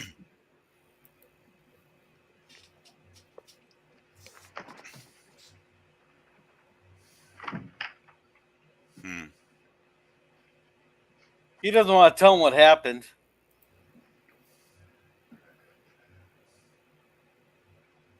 All them people coming today, Yancy's behalf, makes me kind of feel like I was a criminal. Fact is, he was here that night, John. And I thought he was stealing my chickens. I know he was here, Charlie. I think John Boy told you why he was here. He did. Why don't you tell us what really happened, Charlie? For a second, I thought he wasn't going to tell him. I thought he was going to hold the story. No, that wouldn't have helped. Yeah. No, this is the Waltons, after all. I heard a commotion, a chicken coop. I grabbed my gun, run out. Saw someone heading into the woods, so I took out after him. And I heard a car starting up. Moving off. I was still running full speed, and then I tripped. You tripped?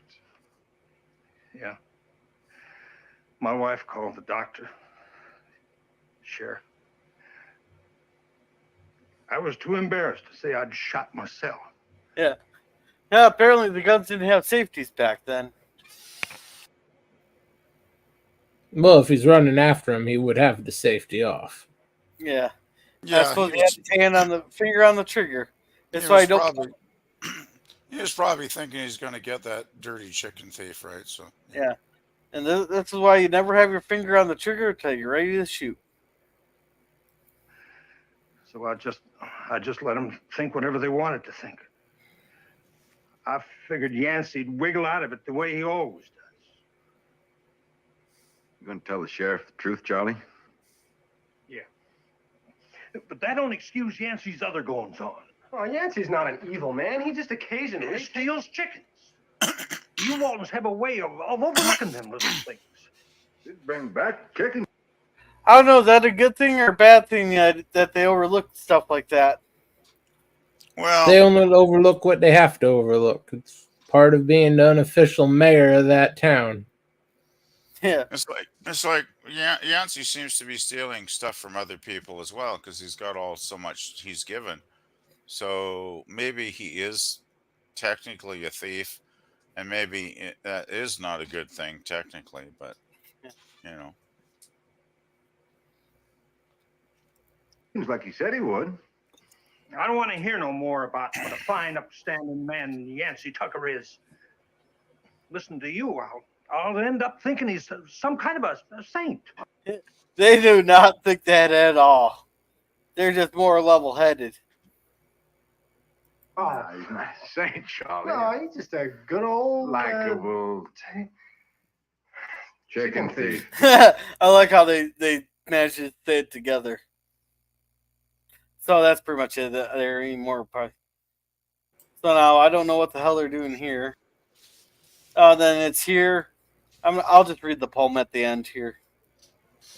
You know, I can't do as much same as others there. So, all right. The poem, "A Winter Mountain" by Benjamin Walton. Our mountain in winter is something to see at times. It is just like a person to me, a giant in white, all covered with snow. It changes each day as the heavy wind blows, and when I'm alone, I go for a walk. It's almost as if that old mountain can talk. It seemed to say, "Welcome, my winter friend. I was here at the beginning, I'll be here at the end." That's a damn good poem. That is a good poem. Yeah. Worthy of the back of a cereal box. Yep.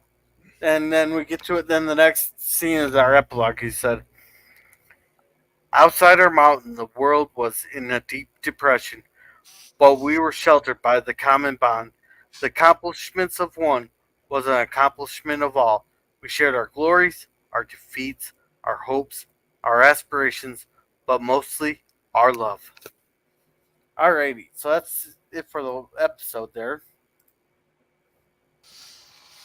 Good night, John boy. Good night, Mary Ellen. Good night, Ben. Good night, Grandpa. Good night, Grandma. It's such a good show, isn't it? I think we both know where me and PvP said. I'm giving this one an A.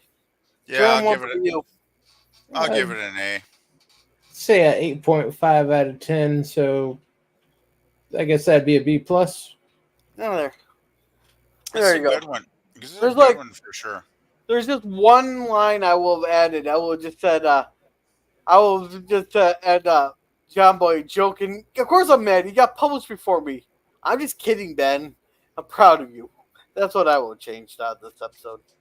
Yeah, But this is one of those that kind of predicted what happened, just because we knew all the characters, except for Charlie Potter.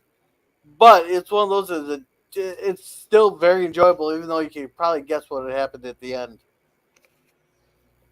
Yeah, well, I liked all the twists and plot, turns during the episode because at first I wasn't sure if Yancey was just being a jerk, and then I realized maybe he's actually a good guy at heart.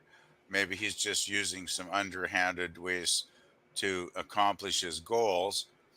But by the end of the episode, like when we realized what actually happened, it was like, damn, it's just such a good, well written episode. Like and I like the subplot too with Ben and the poetry and all that stuff. So Yeah, and yeah, all It time. did repeat itself a couple of times there with John having to confront Yancey and then get interrupted, confront Yancey again, and then he has to clear everything up into jail.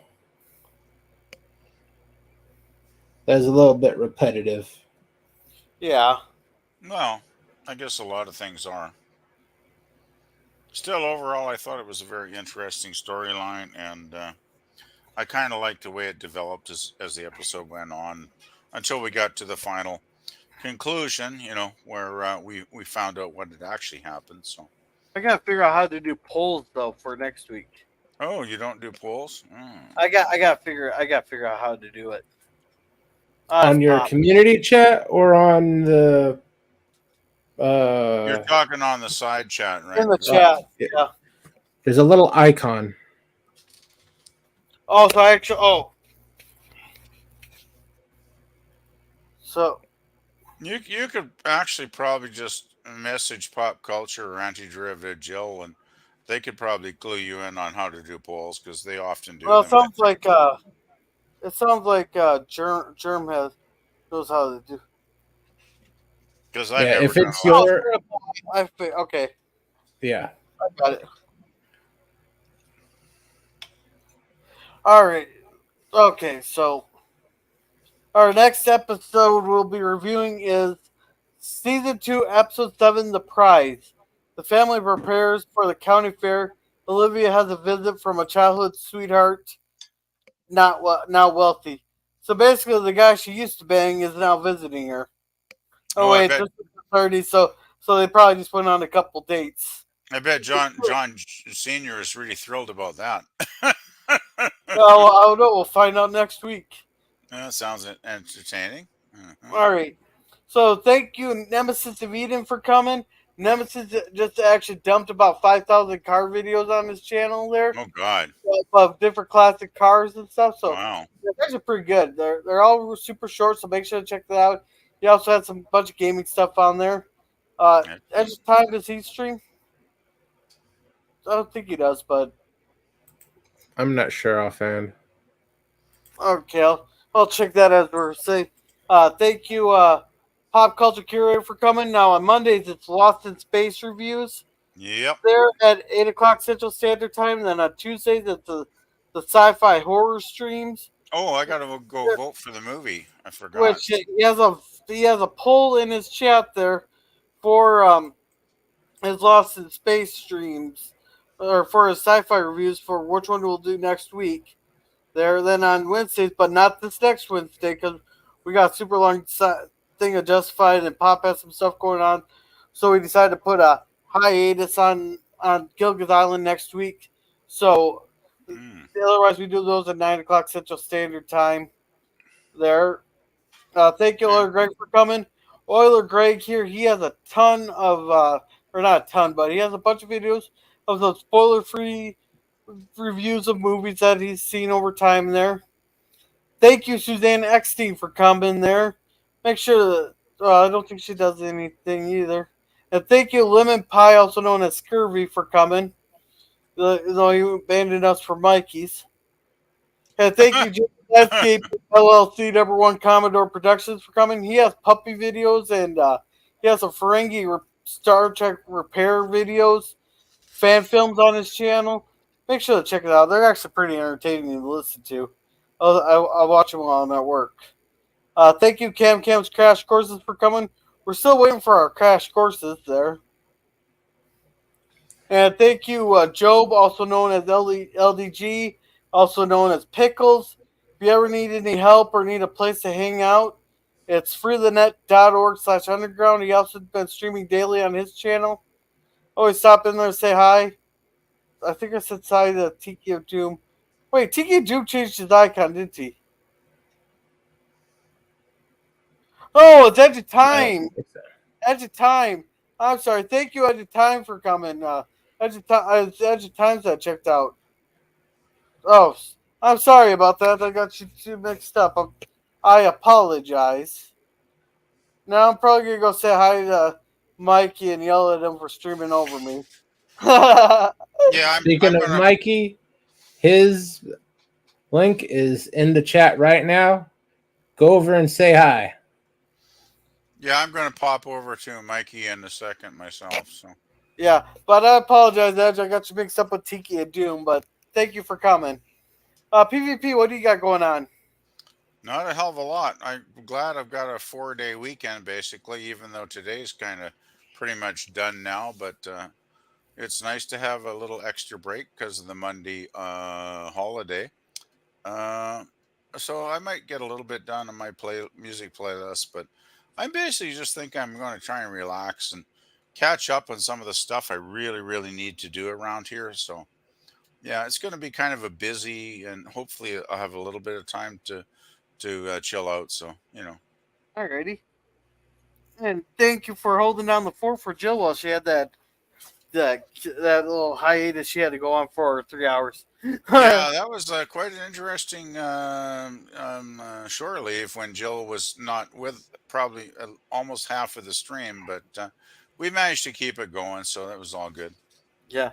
And what do you got going on, Germ? Tomorrow we'll have 4 episodes of Batman the Animated Series on Saturday morning cartoons, 8 a.m. Pacific. Cool. I'll see if I can keep my daughter dizzy enough so I can swing in and say hi and stuff. And Job is waving and said, "Yep, we made sure to plug you there, LDG." As for me, tomorrow we should have 2 episodes of Babylon 5 at 6 o'clock Central Standard Time. Then we are starting our Robin Williams month with Dead Poet Society. Really good movie. It's my favorite Robin Williams movie. So that starts at 7 o'clock. It's a watch party. Next Wednesday we are doing one episode of Justified, but that one's 2 hours and 15 minutes long. Holy shit! That starts at 7 o'clock. Then we're doing the Waltons review next Friday. The next Saturday, I got a very special watch party. Now, Mikey may have been joking in the chat, but he still called me a fat ape. So, his punishment for calling me a fat ape, I am torturing him. I am going, thanks, Germ, for this term, I am going scorched earth there. We're going to, what's your emergency services number up there in Canada? 911. Oh, you guys are 911 also? I didn't know Yeah, if you were 999 or 911. I think we're 911. You think or you know? Well, no, I'm pretty sure. I've never had to call it, so it's not like I'm thinking about it off the top of my head. But you just had an ambulance. I'm pretty sure it is 911. You just had an ambulance ride like 3 weeks ago. Yeah, but that was a friend that called the ambulance because they arrived just as I had fallen, so they actually called the ambulance for me. So all right. So for Mikey, we'll make sure to have his wife have 911 already tucked on the phone there. And we will have we'll make sure to have some therapists on standby for this one. I think that's a pretty standard phone number for emergencies, actually. Well, the UK is 999. Okay, well, we're in North America though, right? So I think it's 911. Well, Mexico's is. You think there's emergency services? I think I thought that was Africa. No, they don't even have phones in a lot of that. All right. Mexico is like type in the TACO, right? Yeah. All right. So you guys have a good night. Remember to be a gorilla. You betcha, gorilla.